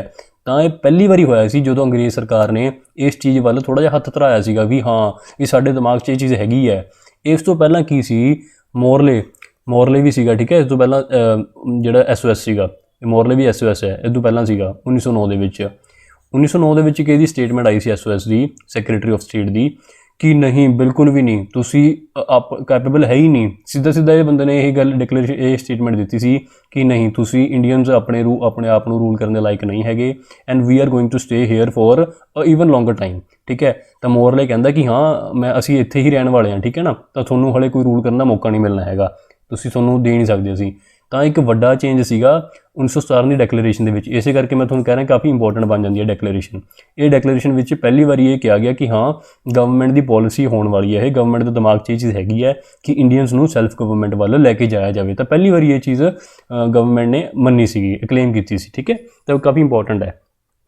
ਇਸ ਤੋਂ ਬਾਅਦ, ਇਸ ਡੈਕਲੇਰੇਸ਼ਨ ਤੋਂ ਬਾਅਦ ਇੱਕ ਮੌਂਟਫੋਰਡ ਰਿਫਾਰਮਸ। ਮੌਂਟਫੋਰਡ ਕਿਸ ਤੋਂ ਬਣਿਆ, ਦੇਖੋ ਮੌਂਟੇਗਿਊ, MON ਦਾ ਮੌਂਟੇਗਿਊ ਤੇ ਕੈਂਪਸਫੋਰਡ, ਮੌਂਟੇਗਿਊ ਕੈਂਪਸਫੋਰਡ ਰਿਫਾਰਮਸ, ਠੀਕ ਹੈ। ਇਹ ਅਸੀਂ ਪੜ੍ਹਾਂਗੇ ਨੈਕਸਟ, ਵਿਲ ਡੂ ਸੈਪਰੇਟਲੀ। ਇਹ ਅਸੀਂ ਬਾਅਦ ਦੇ ਵਿੱਚ ਕਰਾਂਗੇ, ਜਦੋਂ ਤੁਹਾਨੂੰ ਮੈਂ ਪਹਿਲਾਂ ਵੀ ਕਿਹਾ ਸੀ ਕਿ ਅਸੀਂ ਕੌਨਸਟੀਟਿਊਸ਼ਨਲ ਡਿਵੈਲਪਮੈਂਟਸ ਕਰਾਂਗੇ, ਠੀਕ ਹੈ ਨਾ। ਕੌਨਸਟੀਟਿਊਸ਼ਨਲ ਡਿਵੈਲਪਮੈਂਟਸ ਉਹਦੇ ਵਿੱਚ ਮੈਂ ਤੁਹਾਨੂੰ ਦੱਸਿਆ ਸੀ 1773, ਠੀਕ ਹੈ, 1793, ਫਿਰ 1813, ਫਿਰ 1833, 1858, ਠੀਕ ਹੈ। ਇਹ ਸਾਰੇ 92 ਦਾ ਕਾਊਂਸਲ ਐਕਟ ਆ ਗਿਆ, 1909 ਦਾ ਆ ਗਿਆ, 1919 ਦਾ ਆ ਗਿਆ। ਤਾਂ ਇਹ ਸਾਰੇ ਜਿਹੜੀ ਆਪਣਾ ਡਿਵੈਲਪਮੈਂਟਸ ਨੇ ਇਹ ਆਪਾਂ ਬਾਅਦ ਦੇ ਵਿੱਚ ਸੈਪਰੇਟਲੀ ਕਰਾਂਗੇ, ਕਿਉਂਕਿ ਉਹ ਵੀ ਇੱਕ ਚੇਨ ਆਫ ਕਮਾਂਡ ਬਣ ਜੂਗੀ, ਠੀਕ ਹੈ ਨਾ। ਆਪਣਾ ਇਸ ਕੋਰਸ ਦਾ ਇਹੀ ਅਪਰੋਚ ਰਹਿਣੀ ਹੈ ਕਿ ਅਸੀਂ ਬਿਲਕੁਲ ਔਰਗੈਨਿਕਲੀ ਹਰ ਚੀਜ਼ ਡਿਵੈਲਪ ਕਰਨੀ ਹੈ, ਹੌਲੀ ਹੌਲੀ। ਹੁਣ ਤੁਸੀਂ ਓਬਜ਼ਰਵ ਕੀਤੀ ਹੋਣੀ, ਅਸੀਂ ਪ੍ਰੋਪਰ ਟਾਈਮਲਾਈਨ ਨਾਲ ਚੱਲ ਰਹੇ ਹਾਂ, ਠੀਕ ਹੈ। 1498 ਤੋਂ ਲੈ ਕੇ ਆਪਣਾ 1764 ਤੱਕ 60 ਤੱਕ ਗਏ ਸੀਗੇ, ਫਿਰ 1757 ਤੋਂ 1856 ਤੱਕ ਗਏ ਸੀਗੇ, ਠੀਕ ਹੈ। ਫਿਰ ਅਸੀਂ 1857 ਰਿਵੋਲਟ ਕੀਤਾ, ਫਿਰ 1885 ਦੇ ਵਿੱਚ ਕਾਂਗਰਸ ਬਣਾਈ, ਫਿਰ ਸਪਲਿਟ ਕਰਾਇਆ, ਠੀਕ ਹੈ, ਫਿਰ ਹੁਣ ਤੱਕ ਪਹੁੰਚੇ। ਬਿਲਕੁਲ ਆਪਾਂ ਪ੍ਰੋਪਰ ਟਾਈਮਲਾਈਨ ਦੇ ਨਾਲ ਚੱਲ ਰਹੇ ਹਾਂ। ਕੋਈ ਇੱਦਾਂ ਨਹੀਂ ਹੈਗਾ ਵੀ ਅਸੀਂ ਕੋਈ ਟੌਪਿਕ ਇੱਥੋਂ ਚੱਕ ਲਿਆ, ਕੋਈ ਟੌਪਿਕ ਉੱਥੋਂ ਚੱਕ ਲਿਆ। ਤਾਂ ਇਹਦਾ ਫਾਇਦਾ ਕੀ ਹੁੰਦਾ ਹੈ, ਇੱਕ ਸਟੋਰੀ ਬੇਸਡ ਇਨਫੋਰਮੇਸ਼ਨ ਆਪਣੇ ਦਿਮਾਗ ਦੇ ਵਿੱਚ ਯਾਦ ਹੋ ਜਾਂਦੀ ਹੈ, ਠੀਕ ਹੈ ਨਾ। ਤਾਂ ਉਹੀ ਉਸ ਚੀਜ਼ ਦਾ ਫਾਇਦਾ ਲੈ ਰਹੇ ਹਾਂ ਆਪਾਂ। ਹੁਣ ਦੇਖੋ ਇਹ ਚੀਜ਼ ਕੀ ਸੀ, ਇਹ ਜੇ ਆਪਾਂ ਪਹਿਲਾਂ ਪੜ੍ਹ ਦਿੰਦੇ, ਹੁਣ ਇਹ ਆਪਣੀ ਜਿਹੜੀ ਚੇਨ ਸੀ ਉਹਨੂੰ ਬ੍ਰੇਕ ਕਰ ਦਿੰਦਾ, ਠੀਕ ਹੈ ਨਾ, ਉਹ ਬ੍ਰੇਕ ਕਰ ਦਿੰਦਾ। ਇਸ ਕਰਕੇ ਅਸੀਂ ਇਸ ਚੀਜ਼ ਨੂੰ ਹੁਣ ਪੈਂਡਿੰਗ ਰੱਖਾਂਗੇ, ਤੇ ਜਦੋਂ ਇਹ ਵਾਲੀ ਚੇਨ ਬਣਾਵਾਂਗੇ ਇਹ ਇੱਕ ਸੈਪਰੇਟ ਤੋਂ ਚੇਨ ਬਣ ਜੂਗੀ ਆਪਣੀ, ਠੀਕ ਹੈ ਨਾ। ਤਾਂ ਫਿਰ ਇਹ ਆਪਣੇ ਔਰਗੈਨਿਕਲੀ ਯਾਦ ਹੋ ਜੂਗੀ। ਇਹੀ ਰੀਜ਼ਨ ਹੈ ਮੇਰਾ ਕਿ ਆਪਾਂ ਹੁਣ ਇਹ ਬਾਅਦ ਦੇ ਵਿੱਚ ਕਰਾਂਗੇ। ਇਹ ਚੀਜ਼ ਜਿਹੜੀ ਮੌਂਟਫੋਰਡ ਰਿਫਾਰਮ ਕਾਫੀ ਇੰਪੋਰਟੈਂਟ ਹੈ ਜੀ, ਇਹ ਟੌਪਿਕ ਬਹੁਤ ਇੰਪੋਰਟੈਂਟ ਹੈ। ਈਵਨ ਕਿ ਜਿਹੜਾ ਸਾਰਾ ਕੌਨਸਟੀਟਿਊਸ਼ਨਲ ਡਿਵੈਲਪਮੈਂਟ ਵਾਲਾ ਟੌਪਿਕ ਹੈ ਉਹ ਕਾਫੀ ਇੰਪੋਰਟੈਂਟ ਹੈ, ਠੀਕ ਹੈ। ਤਾਂ ਜਸਟ ਵੇਟ ਫॉर दैट। ਤਾਂ ਇਹ ਵੀ ਇੱਕ ਵੱਡੀ ਕੰਟਰੀਬਿਊਸ਼ਨ ਸੀ ਹੋਮ ਰੂਲ ਮੂਵਮੈਂਟ ਦੀ ਕਿ ਮੌਂਟਫੋਰਡ ਰਿਫਾਰਮਸ ਸਰਕਾਰ ਨੇ ਅਨਾਊਂਸ ਕਰਤੇ ਸੀ। ਇਹ ਮੋਰ ਔਰ ਲੈਸ ਕਿ ਅਗਸਤ ਜਿਹੜੀ ਡੈਕਲੇਰੇਸ਼ਨ ਸੀਗੀ ਉਹ ਲਗਭਗ ਉਹੀ ਚੀਜ਼ ਸੀਗੀ, ਠੀਕ ਹੈ ਨਾ। ਇਹਦੇ ਵਿੱਚ ਸਿਰਫ ਇੱਕ ਮਨਸ਼ਾ ਜ਼ਾਹਿਰ ਕੀਤੀ ਸੀ ਸਰਕਾਰ ਨੇ, ਇਹਦੇ ਵਿੱਚ ਕੁਛ ਨਾ ਕੁਛ ਰਿਫਾਰਮਸ ਕਰਤੇ ਸੀਗੇ, ਠੀਕ ਹੈ। ਹਾਲਾਂਕਿ ਬਹੁਤ ਕੁਛ ਚੇਂਜ ਨਹੀਂ ਹੋਇਆ, ਬਟ ਸਟਿਲ, ਠੀਕ ਹੈ ਨਾ, ਗ੍ਰੈਜੂਅਲੀ ਚੀਜ਼ਾਂ ਬਦਲਦੀਆਂ ਰਹਿੰਦੀਆਂ ਨੇਗੀਆਂ। ਤਾਂ ਇਹ ਵੀ ਇੱਕ ਕੰਟਰੀਬਿਊਸ਼ਨ ਆਪਾਂ ਕਵਾਂਗੇ ਹੋਮ ਰੂਲ ਮੂਵਮੈਂਟ ਦੀ। ਹੁਣ ਆਪਾਂ ਥੋੜ੍ਹਾ ਜਿਹਾ ਲਖਨਊ ਸੈਸ਼ਨ ਬਾਰੇ ਦੇਖ ਲਈਏ, ਕਿਉਂਕਿ ਆਪਾਂ ਪਹਿਲਾਂ ਪੜ੍ਹਿਆ ਹੈਗਾ ਕਿ ਜਿਹੜੇ ਮੋਡਰੇਟ ਤੇ ਐਕਸਟ੍ਰੀਮਿਸਟ ਨੇ ਇਹ ਆਪਸ ਦੇ ਵਿੱਚ ਇਕੱਠੇ ਹੋ ਗਏ ਦੁਬਾਰਾ ਲਖਨਊ ਦੇ ਵਿੱਚ 1916 ਦੇ ਵਿੱਚ। ਤਾਂ ਅਸੀਂ ਇਸ ਸੈਸ਼ਨ ਬਾਰੇ ਥੋੜ੍ਹਾ ਪੜ੍ਹ ਲੈਣਾ, ਕਾਫੀ ਇੰਪੋਰਟੈਂਟ ਬਣ ਜਾਂਦਾ ਇਹ, ਠੀਕ ਹੈ। ਲਖਨਊ ਸੈਸ਼ਨ ਆਫ, ਦੇਖੋ ਕੋਈ ਜਿਹੜੇ ਇਹ ਸੈਸ਼ਨਸ ਨੇ ਇੰਪੋਰਟੈਂਟ, ਵੈਸੇ ਤਾਂ ਦੇਖੋ 100-150 ਤੋਂ ਜ਼ਿਆਦਾ ਹੀ ਸੈਸ਼ਨਸ ਨੇਗੇ, ਸਾਰੇ ਆਪਾਂ ਯਾਦ ਨਹੀਂ ਕਰਨੇ। ਹੁਣ ਜਿਵੇਂ ਇੱਥੇ ਇੱਕ ਬਹੁਤ ਵੱਡੀ ਇਵੈਂਟ ਹੋਈ ਹੈ ਕਿ ਰੀਯੂਨੀਅਨ ਹੋਈ ਹੈ, ਤਾਂ ਦੈਟ ਇਜ਼ ਵਾਈ ਕਿ ਇੰਪੋਰਟੈਂਟ ਬਣ ਗਿਆ। ਓਬਵੀਅਸ ਜੀ ਗੱਲ ਹੈ, ਕਾਮਨ ਸੈਂਸ ਦੀ ਗੱਲ ਹੈ, ਠੀਕ ਹੈ ਨਾ, ਲੌਜੀਕਲ ਜੀ ਗੱਲ ਹੈ ਕਿ ਹੁਣ ਇੰਪੋਰਟੈਂਟ ਬਣ ਗਿਆ। ਹੁਣ ਸਾਨੂੰ ਇਸ ਦਾ ਪ੍ਰੈਜ਼ੀਡੈਂਟ ਵੀ ਯਾਦ ਕਰਨਾ ਪਊਗਾ, ਇਸ ਦਾ ਈਅਰ ਵੀ ਯਾਦ ਕਰਨਾ ਪਊਗਾ, ਇਸ ਦਾ ਵੈਨਿਊ ਵੀ ਯਾਦ ਕਰਨਾ ਪਊਗਾ, ਠੀਕ ਹੈ ਨਾ। ਤਾਂ ਆਪਾਂ ਇੱਕ ਜਿਸਟ ਬਣਾ ਲਾਂਗੇ ਪ੍ਰੋਪਰਲੀ, ਇਹ ਵੀ ਸੈਪਰੇਟ ਤੋਂ ਕਰਾਂਗੇ ਆਪਾਂ। ਇਕੱਲੇ ਜਿਹੜਾ ਸੈਸ਼ਨ ਆਪਣੇ ਇੰਪੋਰਟੈਂਟ ਲੱਗਦਾ ਉਹਦਾ ਚੇਅਰਮੈਨ, ਉਹਦਾ ਟਾਈਮ ਪੀਰੀਅਡ, ਠੀਕ ਹੈ, ਤੇ ਉਹਦੀ ਵੈਨਿਊ ਆਪਾਂ ਸਾਰਾ ਕੁਝ ਆਪਾਂ ਕਰ ਲਾਂਗੇ, ਠੀਕ ਹੈ, ਵਿਦ ਟਾਈਮ। ਜ਼ਿਆਦਾ ਨਹੀਂ, ਵੱਧ ਤੋਂ ਵੱਧ 12 ਤੋਂ 10 ਤੋਂ 12 ਨੇਗੇ ਜਿਹੜੇ ਸੈਸ਼ਨ ਜਿਹੜੇ ਆਪਣੇ ਅੱਛੀ ਤਰ੍ਹਾਂ ਯਾਦ ਕਰਨੇ ਨੇ, ਠੀਕ ਹੈ ਨਾ, ਉਹ ਵੀ ਬੜੇ ਪਿਆਰ ਨਾਲ ਯਾਦ ਹੋ ਜਾਣਗੇ ਆਪਣੇ। ਤਾਂ ਜਸਟ ਨਾ ਨਾਲ ਰਿਹਾ ਕਰੋ ਅਤੇ ਪ੍ਰੋਪਰ ਆਪਣਾ ਰਿਵੀਜ਼ਨ ਕਰਦੇ ਰਿਹਾ ਕਰੋ, ਠੀਕ ਹੈ। ਨੋਟਸ ਜੇ ਬਣਾ ਰਹੇ ਹੋ ਤਾਂ ਅੱਛੀ ਗੱਲ ਹੈ, ਅਦਰਵਾਈਜ਼ ਵੀਡੀਓਜ਼ ਨੂੰ ਬਾਰ-ਬਾਰ ਦੇਖਿਆ ਕਰੋ। ਅੰਬਿਕਾ ਚਰਨ ਮਜੂਮਦਾਰ, ਠੀਕ ਹੈ, AC ਮਜੂਮਦਾਰ ਸੀ ਜਿਹੜੇ, ਇਹ ਸਾਡੇ ਲਖਨਊ ਸੈਸ਼ਨ ਦੇ ਚੇਅਰਮੈਨ ਸੀ, ਪ੍ਰੈਜ਼ਾਈਡਿੰਗ ਆਫਿਸਰ ਸੀਗੇ, ਇਹ ਪ੍ਰੈਜ਼ਾਈਡਡ ਬਾਏ AC ਮਜੂਮਦਾਰ, ਠੀਕ ਹੈ। ਹੈਡ ਇਹਨਾਂ ਦਾ ਮਤਲਬ ਚੇਅਰਮੈਨ ਕੌਣ ਸੀ ਆਪਣੇ ਸੈਸ਼ਨ ਦਾ ਇਸ ਵਾਰ ਦਾ? AC ਮਜੂਮਦਾਰ। ਐਕਸਟ੍ਰੀਮਿਸਟਸ ਵਰ ਰੀਐਡਮਿਟਡ ਟੂ ਕਾਂਗਰਸ, ਠੀਕ ਹੈ। ਜਿਹੜੇ ਐਕਸਟ੍ਰੀਮਿਸਟ ਨੂੰ ਅਸੀਂ ਪਹਿਲਾਂ ਕੱਢ ਕੇ ਬਾਹਰ ਛੱਡਤਾ ਸੀ, ਆਪਾਂ ਕੀ ਕੀਤਾ ਸੀ ਸੂਰਤ ਸਪਲਿਟ ਦੇ ਵਿੱਚ, ਮੋਡਰੇਟਸ ਐਕਸਟ੍ਰੀਮਿਸਟ, ਅਸੀਂ ਇਹਨਾਂ ਨੂੰ ਐਕਸਟ੍ਰੀਮਿਸਟ ਨੂੰ ਕੱਢ ਕੇ ਬਾਹਰ ਛੱਡਤਾ ਸੀਗਾ, ਇਕੱਲੇ ਮੋਡਰੇਟਸ ਰਹਿ ਗਏ ਸੀ ਹੁਣ ਕਾਂਗਰਸ ਦੇ ਵਿੱਚ। ਬਟ ਹੁਣ ਕੀ ਹੋਇਆ, ਇਹਨਾਂ ਨੂੰ ਦੁਬਾਰਾ ਐਂਟਰੀ ਮਿਲ ਗਈ ਸੀ ਕਾਂਗਰਸ ਦੇ ਵਿੱਚ। ਤਾਂ that is why we say it reunion after Surat split 1907, ਠੀਕ ਹੈ। 1907 ਤੋਂ ਬਾਅਦ ਹੁਣ ਇਹ ਰੀਯੂਨੀਅਨ ਹੋਈ ਸੀ ਇੱਕ, ਠੀਕ ਹੈ। ਅੱਛਾ, ਇੱਕ ਹੋਰ ਵੱਡੀ ਚੀਜ਼ ਹੋਈ ਸੀ ਇਸ ਸੈਸ਼ਨ ਤੋਂ ਬਾਅਦ, ਇਸ ਸੈਸ਼ਨ ਦੇ ਨਾਲ ਇੱਕ ਲਖਨਊ ਪੈਕਟ ਸਾਈਨ ਕੀਤਾ ਗਿਆ ਸੀ। ਲਖਨਊ ਪੈਕਟ ਬਹੁਤ ਇੰਪੋਰਟੈਂਟ ਹੈ ਜੀ, ਧਿਆਨ ਰੱਖਣਾ ਹੈ। ਇਹ ਕਿਹਦੇ ਵਿੱਚ ਹੈ? ਇਹ between Congress and between Muslim League ਹੈ ਇਹ, ਠੀਕ ਹੈ। ਕਨਫਿਊਜ਼ਨ ਇੱਥੇ ਹੁੰਦੀ ਹੈ, ਅਸੀਂ ਕੀ ਕਰਾਂਗੇ, ਅਸੀਂ ਕਹਾਂਗੇ ਲਖਨਊ ਪੈਕਟ ਐਕਸਟ੍ਰੀਮਿਸਟ ਦੇ ਮੋਡਰੇਟਸ ਦੇ ਵਿੱਚ ਹੈ। ਨਹੀਂ, ਬਿਲਕੁਲ ਗਲਤ ਹੈ। ਕੁਐਸਚਨ ਇੱਥੇ ਵੀ ਬਹੁਤ ਇੰਪੋਰਟੈਂਟ ਕੁਐਸਚਨ ਬਣਦਾ, ਬਹੁਤ ਟ੍ਰਿਕੀ ਕੁਐਸਚਨ ਬਣਦਾ, ਠੀਕ ਹੈ ਨਾ। ਸਾਡੇ ਦਿਮਾਗ 'ਚ ਆਊਗਾ ਕਿ ਹਾਂ ਲਖਨਊ ਦੇ ਵਿੱਚ ਮਿਲੇ ਸੀ ਪੈਕਟ ਹੋ ਰਿਹਾ, ਤਾਂ ਓਬਵੀਅਸਲੀ ਕੋਈ ਨਾ ਕੋਈ ਬੰਦੇ ਮਿਲੇ ਹੋਣੇ, ਤਾਂ ਸਾਡੇ ਯਾਦ ਆਊਗਾ ਕਿ ਹਾਂ ਲਖਨਊ ਸੈਸ਼ਨ ਦੇ ਵਿੱਚ ਰੀਯੂਨੀਅਨ ਹੋਈ ਸੀ, ਤਾਂ ਅਸੀਂ ਚੁੱਪ ਕਰਕੇ ਮੋਡਰੇਟ ਐਕਸਟ੍ਰੀਮਿਸਟ ਕਰ ਦਾਂਗੇ। ਨਹੀਂ, ਬਿਲਕੁਲ ਗਲਤ। ਧਿਆਨ ਰੱਖਣਾ ਹੈ, ਈਅਰ ਸੇਮ ਹੈ, ਵੈਨਿਊ ਸੇਮ ਹੈ, ਬਟ ਕੰਟੈਕਸਟ ਅਲੱਗ ਹੈਗਾ। ਇਹ ਪੈਕਟ ਕਾਂਗਰਸ ਤੇ ਮੁਸਲਿਮ ਲੀਗ ਦੇ ਵਿੱਚ ਸਾਈਨ ਹੋਇਆ, ਬਿਲਕੁਲ ਧਿਆਨ ਰੱਖਣਾ ਹੈ। ਦੇਖੋ ਇਸ ਤੋਂ ਪਹਿਲਾਂ ਕੀ ਸੀ, ਦੇਖੋ ਮੁਸਲਿਮ ਲੀਗ ਕਦੋਂ ਬਣੀ ਸੀ? 1905-6 ਦੇ ਵਿੱਚ ਬਣੀ ਸੀ, ਠੀਕ ਹੈ ਨਾ, 1906 ਦੇ ਵਿੱਚ ਕਹਾਂਗੇ ਆਪਾਂ, ਇਸ ਟਾਈਮ 'ਤੇ ਬਣੀ ਸੀਗੀ। ਤਾਂ ਇਸ ਤੋਂ ਬਾਅਦ 'ਚੋਂ ਕੀ ਹੋਣ ਲੱਗਿਆ ਸੀ, ਮੁਸਲਿਮ ਜਿਹੜੀ ਲੀਗ ਸੀ ਇਹ ਬਿਲਕੁਲ ਮੁਸਲਿਮਾਂ ਨੂੰ ਆਪਣੇ ਤੋਂ ਹਿੰਦੂਆਂ ਤੋਂ ਤੋੜਨ ਲੱਗ ਰਹੀ ਸੀ, ਮੁਸਲਿਮਸ ਨੂੰ ਹਿੰਦੂਆਂ ਤੋਂ ਵੀ ਤੋੜ ਰਹੀ ਸੀ। ਐਂਡ ਜਿਹੜੀ ਸਾਡੀ ਫਰੀडम ਸਟਰਗਲ ਹੈ, ਦੇਖੋ ਧਿਆਨ ਦੇਣ ਵਾਲੀ ਗੱਲ ਹੈ, ਫਰੀडम ਸਟਰਗਲ ਦਾ ਵੀ ਤੋੜ ਰਹੀ ਸੀਗੀ ਜਿਹੜੀ ਮੁਸਲਿਮ ਲੀਗ ਸੀਗੀ। ਤੇ ਕਾਫੀ ਗਲਤ ਕੰਮ ਕਰ ਰਹੀ ਸੀ ਮੁਸਲਿਮ ਲੀਗ, ਈਵਨ ਕਿ ਅੰਗਰੇਜ਼ਾਂ ਦੇ ਨਾਲ ਮਿਲ ਕੇ ਕਾਂਗਰਸ ਨੂੰ ਨੀਚਾ ਦਿਖਾ ਰਹੀ ਸੀਗੀ ਜਿਹੜੀ ਮੁਸਲਿਮ ਲੀਗ ਸੀਗੀ। ਤਾਂ ਫਰੀडम ਸਟਰਗਲ ਤੋਂ ਲੋਕਾਂ ਨੂੰ ਦੂਰ ਕਰ ਰਹੀ ਸੀ, ਜਿਹੜੇ ਮੁਸਲਮਾਨ ਸੀ ਉਹਨਾਂ ਨੂੰ ਅਪੀਲ ਕਰਦੀ ਸੀ ਇਹ ਮੁਸਲਿਮ ਲੀਗ ਕਿ ਤੁਸੀਂ ਫਰੀडम ਸਟਰਗਲ ਦੇ ਵਿੱਚ ਪਾਰਟਿਸਿਪੇਟ ਨਾ ਕਰੋ, ਠੀਕ ਹੈ। ਹੁਣ ਤੱਕ ਮੁਸਲਿਮ ਲੀਗ ਦਾ ਰਵੱਈਆ ਇਹ ਜਿਹਾ ਰਿਹਾ ਸੀ, ਬਟ ਹੁਣ ਕੁਝ ਚੀਜ਼ਾਂ ਚੇਂਜ ਹੋਣ ਲੱਗ ਗਈਆਂ। ਹੁਣ ਜਿਹੜੇ ਲੀਡਰ ਆਉਣ ਲੱਗੇ, ਇਸ 'ਚ ਵਧੀਆ ਲੀਡਰ ਆਉਣ ਲੱਗੇ, ਮੁਹੰਮਦ ਅਲੀ ਜਿੰਨਾ ਵਰਗੇ ਲੀਡਰ ਆ ਗਏ, ਠੀਕ ਹੈ। ਜਿੰਨਾ ਪਹਿਲਾਂ ਇੰਨਾ ਖਰਾਬ ਨਹੀਂ ਸੀ ਜਿੰਨਾ ਆਪਾਂ ਸਮਝਦੇ ਹਾਂ ਇਸ ਬੰਦੇ ਨੂੰ, ਠੀਕ ਹੈ। ਤਾਂ ਪਹਿਲਾਂ ਇਹ ਕਾਫੀ ਇੱਕ ਪੈਟਰੀਓਟਿਕ ਕਹਾਂਗੇ ਆਪਾਂ ਇਹਨੂੰ, ਠੀਕ ਹੈ। ਤਾਂ ਫਰੀडम ਸਟਰਗਲ ਦਾ ਵੀ ਕਾਫੀ ਵੱਡਾ ਪਾਰਟਿਸਿਪੈਂਟ ਸੀਗਾ ਮੁਹੰਮਦ ਅਲੀ ਜਿੰਨਾ। ਤਾਂ ਇਹ ਜਿਹੇ ਜਿਹੜੇ ਨਵੇਂ ਲੀਡਰ ਸੀ, ਨਵੇਂ ਯੰਗ ਲੀਡਰ ਸੀਗੇ, ਉਹ ਆਏ ਮੁਸਲਿਮ ਲੀਗ ਦੇ ਵਿੱਚ। ਤਾਂ ਹੁਣ ਇਹਨਾਂ ਨੇ ਜਿਹੜੀ ਪਹਿਲਾਂ ਵਾਲੀ ਮੁਸਲਿਮ ਲੀਗ ਦੀ ਪਰਸੈਪਸ਼ਨ ਸੀ ਵੀ ਐਂਟੀ ਫਰੀडम ਸਟਰਗਲ ਸੀਗੀ, ਉਹਨਾਂ ਨੂੰ ਖਤਮ ਕੀਤਾ। ਹੁਣ ਜਿਹੜੀ ਇਹ ਫਰੀडम ਸਟਰਗਲ ਦੇ ਵਿੱਚ ਮੁਸਲਿਮ ਲੀਗ ਪਾਰਟ ਲੈਣ ਲੱਗ ਗਈ ਸੀ, ਠੀਕ ਹੈ। ਧਿਆਨ ਰੱਖਣਾ ਹੈ, ਮੁਹੰਮਦ ਅਲੀ ਜਿੰਨਾ ਇੱਕ ਵੱਡਾ ਕਾਰਨ ਸੀਗਾ ਇਸ ਲਖਨਊ ਪੈਕਟ ਵਾਸਤੇ ਕਿ ਹਾਂ ਅਸੀਂ ਇਕੱਠੇ ਹੋ ਕੇ ਅੰਗਰੇਜ਼ ਸਰਕਾਰ ਦੇ ਵਿਰੁੱਧ ਲੜਾਈ ਕਰਨੀ ਹੈ, ਠੀਕ ਹੈ ਨਾ। ਤਾਂ ਮੁਹੰਮਦ ਅਲੀ ਜਿੰਨਾ ਉਸ ਟਾਈਮ 'ਤੇ ਵੱਡਾ ਫੈਕਟਰ ਸੀ ਇਸ ਚੀਜ਼ ਦਾ, ਅਤੇ ਇਹ ਲਖਨਊ ਪੈਕਟ ਵਾਸਤੇ ਵੀ ਇੰਪੋਰਟੈਂਟ ਰੋਲ ਸੀ ਇਹਦਾ, ਪਲੱਸ ਤਿਲਕ ਦਾ। ਤਿਲਕ ਨੇ ਇੱਥੇ ਵੀ ਕੰਟਰੀਬਿਊਟ ਕੀਤਾ ਅਤੇ ਰੀਯੂਨੀਅਨ ਵਾਸਤੇ ਵੀ ਕੰਟਰੀਬਿਊਟ ਕੀਤਾ, ਤਿਲਕ ਨੇ ਦੋਨਾਂ ਪਾਸੇ ਕੰਟਰੀਬਿਊਟ ਕੀਤਾ ਸੀਗਾ, ਠੀਕ ਹੈ। ਇਹਨਾਂ ਨੇ ਹੁਣ ਜਿਹੜਾ ਪੈਕਟ ਸੀ ਇਹਦੇ ਵਿੱਚ ਐਕਚੁਅਲੀ ਕੀ ਡਿਸਾਈਡ ਕੀ ਹੋਇਆ, presentation of common demands by them to the government. ਹੁਣ ਤੱਕ ਕੀ ਸਿਨੈਰੀਓ ਸੀਗਾ, ਮੁਸਲਿਮ ਲੀਗ ਇੱਧਰਲੇ ਰਸਤੇ, ਕਾਂਗਰਸ ਇੱਧਰਲੇ ਰਸਤੇ। ਮੁਸਲਿਮ ਲੀਗ ਤਾਂ ਮੈਂ ਤੁਹਾਨੂੰ ਦੱਸਿਆ ਹੈ ਕਿ ਹਮੇਸ਼ਾ ਸਰਕਾਰ ਦੀ ਪਿੱਠੂ ਬਣ ਕੇ ਰਹਿ ਜਾਂਦੀ ਸੀਗੀ, ਠੀਕ ਹੈ ਨਾ। ਤਾਂ ਕਾਂਗਰਸ ਕੀ ਕਹਿੰਦੀ ਸੀ ਕਿ ਅਸੀਂ ਸਾਰੇ ਇੰਡੀਆ ਦੇ ਅਸੀਂ ਰਿਪਰੈਜ਼ੈਂਟੇਟਿਵ ਹਾਂ, ਠੀਕ ਹੈ, ਜੋ ਕਿ ਬਹੁਤ ਹੱਦ ਤੱਕ ਸਹੀ ਵੀ ਸੀਗਾ, ਕਿਉਂਕਿ ਕਾਂਗਰਸ ਇੱਕ ਬਰੋਡ ਚਰਚ ਸੀਗੀ। ਬਰੋਡ ਚਰਚ ਨਾਮ ਇੱਕ ਵਰਡ ਯੂਜ਼ ਕੀਤਾ ਜਾਂਦਾ ਇਹਦੇ ਵਾਸਤੇ, ਬਰੋਡ ਚਰਚ। ਇਹਦਾ ਮਤਲਬ ਕੀ ਹੈ ਕਿ ਇਹਦੇ ਵਿੱਚ ਹਰ ਧਰਮ, ਹਰ ਜਾਤੀ, ਹਰ ਜੈਂਡਰ, ਹਰ ਕੋਈ ਲਗਭਗ ਇਹਦੇ ਵਿੱਚ ਬੰਦਾ ਫਰੋਮ 0 to 1, ਜੇ ਆਪਾਂ ਪੂਰੇ ਸ਼ੇਡ ਬਣਾਈਏ ਨਾ 0 to 1, ਜੇ ਅਸੀਂ ਕਹੀਏ ਵੀ ਸਾਰੇ ਦੁਨੀਆ ਦੇ ਲੋਕ 0 to 1 ਨੇਗੇ, ਤਾਂ ਇਹਦੇ ਵਿੱਚ ਆਲਮੋਸਟ ਹਰ ਤਰ੍ਹਾਂ ਦਾ ਬੰਦਾ ਕਾਂਗਰਸ ਦੇ ਵਿੱਚ ਸੀਗਾ, ਠੀਕ ਹੈ। ਅਸੀਂ ਦੇਖਾਂਗੇ ਆਉਣ ਵਾਲੇ ਟਾਈਮ 'ਚ ਦੇਖਾਂਗੇ, that is why we call it a broad church, ਠੀਕ ਹੈ। ਬਟ ਮੁਸਲਿਮ ਲੀਗ ਕੀ ਕਹਿੰਦੀ ਸੀ ਕਿ ਅਸੀਂ ਮੁਸਲਮਾਨਾਂ ਦੇ ਸਿਰਫ ਅਸੀਂ ਰਿਪਰੈਜ਼ੈਂਟੇਟਿਵ ਹਾਂ, ਠੀਕ ਹੈ। ਉਹ ਵੀ ਕਿਉਂ ਇਹੀ ਮੰਨਿਆ ਜਾਂਦਾ ਕਿ ਸਰਕਾਰ ਦੀ ਪਿੱਠੂ ਬਣ ਕੇ ਰਹਿ ਜਾਂਦੀ ਸੀ ਤਾਂ ਕਿ ਤੋੜ ਦੇ, ਜਿਹੜੀ ਸਾਡੀ ਫਰੀडम ਸਟਰਗਲ ਹੈ ਉਹਨੂੰ ਤੋੜ ਦੇ, ਅਗੇਨ ਡਿਵਾਈਡ ਐਂਡ ਰੂਲ, ਠੀਕ ਹੈ ਜੀ। ਚਲੋ, ਬਟ ਹੁਣ ਕੀ ਹੋਇਆ, ਇਹ ਲਖਨਊ ਪੈਕਟ ਤੋਂ ਬਾਅਦ ਇਹਨਾਂ ਨੇ ਡਿਸਾਈਡ ਕੀਤਾ ਕਿ ਨਹੀਂ, ਅਸੀਂ ਅਲੱਗ-ਅਲੱਗ ਰਸਤੇ 'ਤੇ ਨਹੀਂ ਚੱਲਦੇ, ਅਸੀਂ ਇੱਕ ਕਾਮਨ ਡਿਮਾਂਡਸ ਰੱਖਾਂਗੇ ਆਪਣੀਆਂ ਸਰਕਾਰ ਦੇ ਅੱਗੇ, ਠੀਕ ਹੈ ਨਾ। ਤਾਂ ਇਹ ਬਹੁਤ ਵੱਡੀ ਇੱਕ ਅਚੀਵਮੈਂਟ ਸੀਗੀ, ਠੀਕ ਹੈ। Congress accepted Muslims League's position on separate electorates. ਇਹ ਥੋੜ੍ਹੀ ਜਿਹੀ ਇੱਕ ਆਪਾਂ ਕਹਾਂਗੇ ਥੋੜੀ ਜਿਹੀ ਬੈਕਵਰਡ ਲੁਕਿੰਗ ਅਪਰੋਚ ਸੀਗੀ, ਬੈਕਵਰਡ ਲੁਕਿੰਗ ਪ੍ਰੋਵੀਜ਼ਨ ਸੀਗੀ, ਠੀਕ ਹੈ ਨਾ। ਹੁਣ ਮੁਸਲਿਮ ਲੀਗ ਦੇਖੋ ਇਕੱਠੀ ਹੋਣ 'ਤੇ ਤਿਆਰ ਹੋ ਗਈ ਸੀ, ਤੇ ਇਸ ਕੰਪਰੋਮਾਈਜ਼ ਦੇ ਵਿੱਚ ਕਾਂਗਰਸ ਨੂੰ ਵੀ ਇੱਕ ਕੰਪਰੋਮਾਈਜ਼ ਕਰਨਾ ਪਿਆ, ਇੱਕ ਚੀਜ਼ ਮੰਨਣੀ ਪਈ ਮੁਸਲਿਮ ਲੀਗ ਦੀ।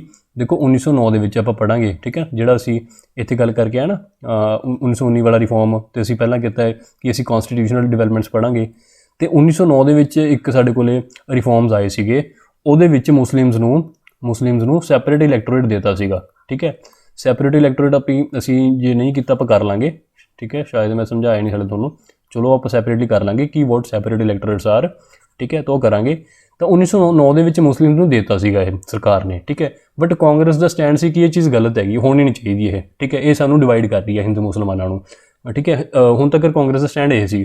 ਬਟ ਹੁਣ ਇੱਥੇ ਜਦੋਂ ਮੁਸਲਿਮ ਲੀਗ ਨਾਲ ਆਉਣ ਲਈ ਮਨਜ਼ੂਰ ਹੋ ਗਈ, ਇਕੱਠੇ ਆਉਣ ਲਈ ਮਨਜ਼ੂਰ ਹੋ ਗਈ, ਤਾਂ ਹੁਣ ਕਾਂਗਰਸ ਨੇ ਇੱਕ ਕੰਪਰੋਮਾਈਜ਼ ਕੀਤਾ ਵੀ ਚਲੋ ਮੁਸਲਿਮ ਲੀਗ ਜਿਹੜੀ ਪੋਜੀਸ਼ਨ ਹੈ ਸੈਪਰੇਟ ਇਲੈਕਟੋਰੇਟਸ ਹੈ ਉਹ ਮੰਨਣੀ ਪਈ, ਠੀਕ ਹੈ, ਕਾਂਗਰਸ ਨੂੰ। ਤਾਂ ਇਹ ਚੀਜ਼ ਥੋੜ੍ਹਾ ਜਿਹਾ ਇੱਕ backward looking C, but overall ਇੱਕ ਪ੍ਰੋਗਰੈਸਿਵ ਚੀਜ਼ ਸੀਗੀ ਕਿ ਹਾਂ ਜਿਹੜੇ ਕਾਂਗਰਸ ਤੇ ਮੁਸਲਿਮ ਵੀ ਇਕੱਠੀ ਆ ਗਈ, ਠੀਕ ਹੈ, ਤੇ ਐਕਸਟ੍ਰੀਮਿਸਟ ਤੇ ਮੋਡਰੇਟਸ ਵੀ ਇਕੱਠੇ ਆ ਗਏ। ਤਾਂ ਕੁੱਲ ਮਿਲਾ ਕੇ ਚੀਜ਼ਾਂ ਵਧੀਆ ਇੰਪਰੂਵ ਹੋਣੀਆਂ ਸਟਾਰਟ ਹੋ ਰਹੀਆਂ ਸੀਗੀਆਂ, ਤੇ ਆਉਣ ਵਾਲਾ ਜਿਹੜਾ ਸਾਡਾ ਪੀਰੀਅਡ ਸੀਗਾ, ਗਾਂਧੀਅਨ ਮੂਵਮੈਂਟ ਸੀ, ਉਹਦੇ ਲਈ ਕਿਤੇ ਨਾ ਕਿਤੇ ਬਹੁਤ ਫਾਇਦੇਮੰਦ ਹੋਣ ਵਾਲੀ ਸੀ ਇਹ ਚੀਜ਼ਾਂ, ਹਿੰਦੂ ਮੁਸਲਿਮ ਯੂਨਿਟੀ ਵੀ ਤੇ ਐਕਸਟ੍ਰੀਮਿਸਟ ਤੇ ਮੋਡਰੇਟਸ ਇਕੱਠਾ ਆਉਣਾ ਵੀ, ਠੀਕ ਹੈ ਜੀ।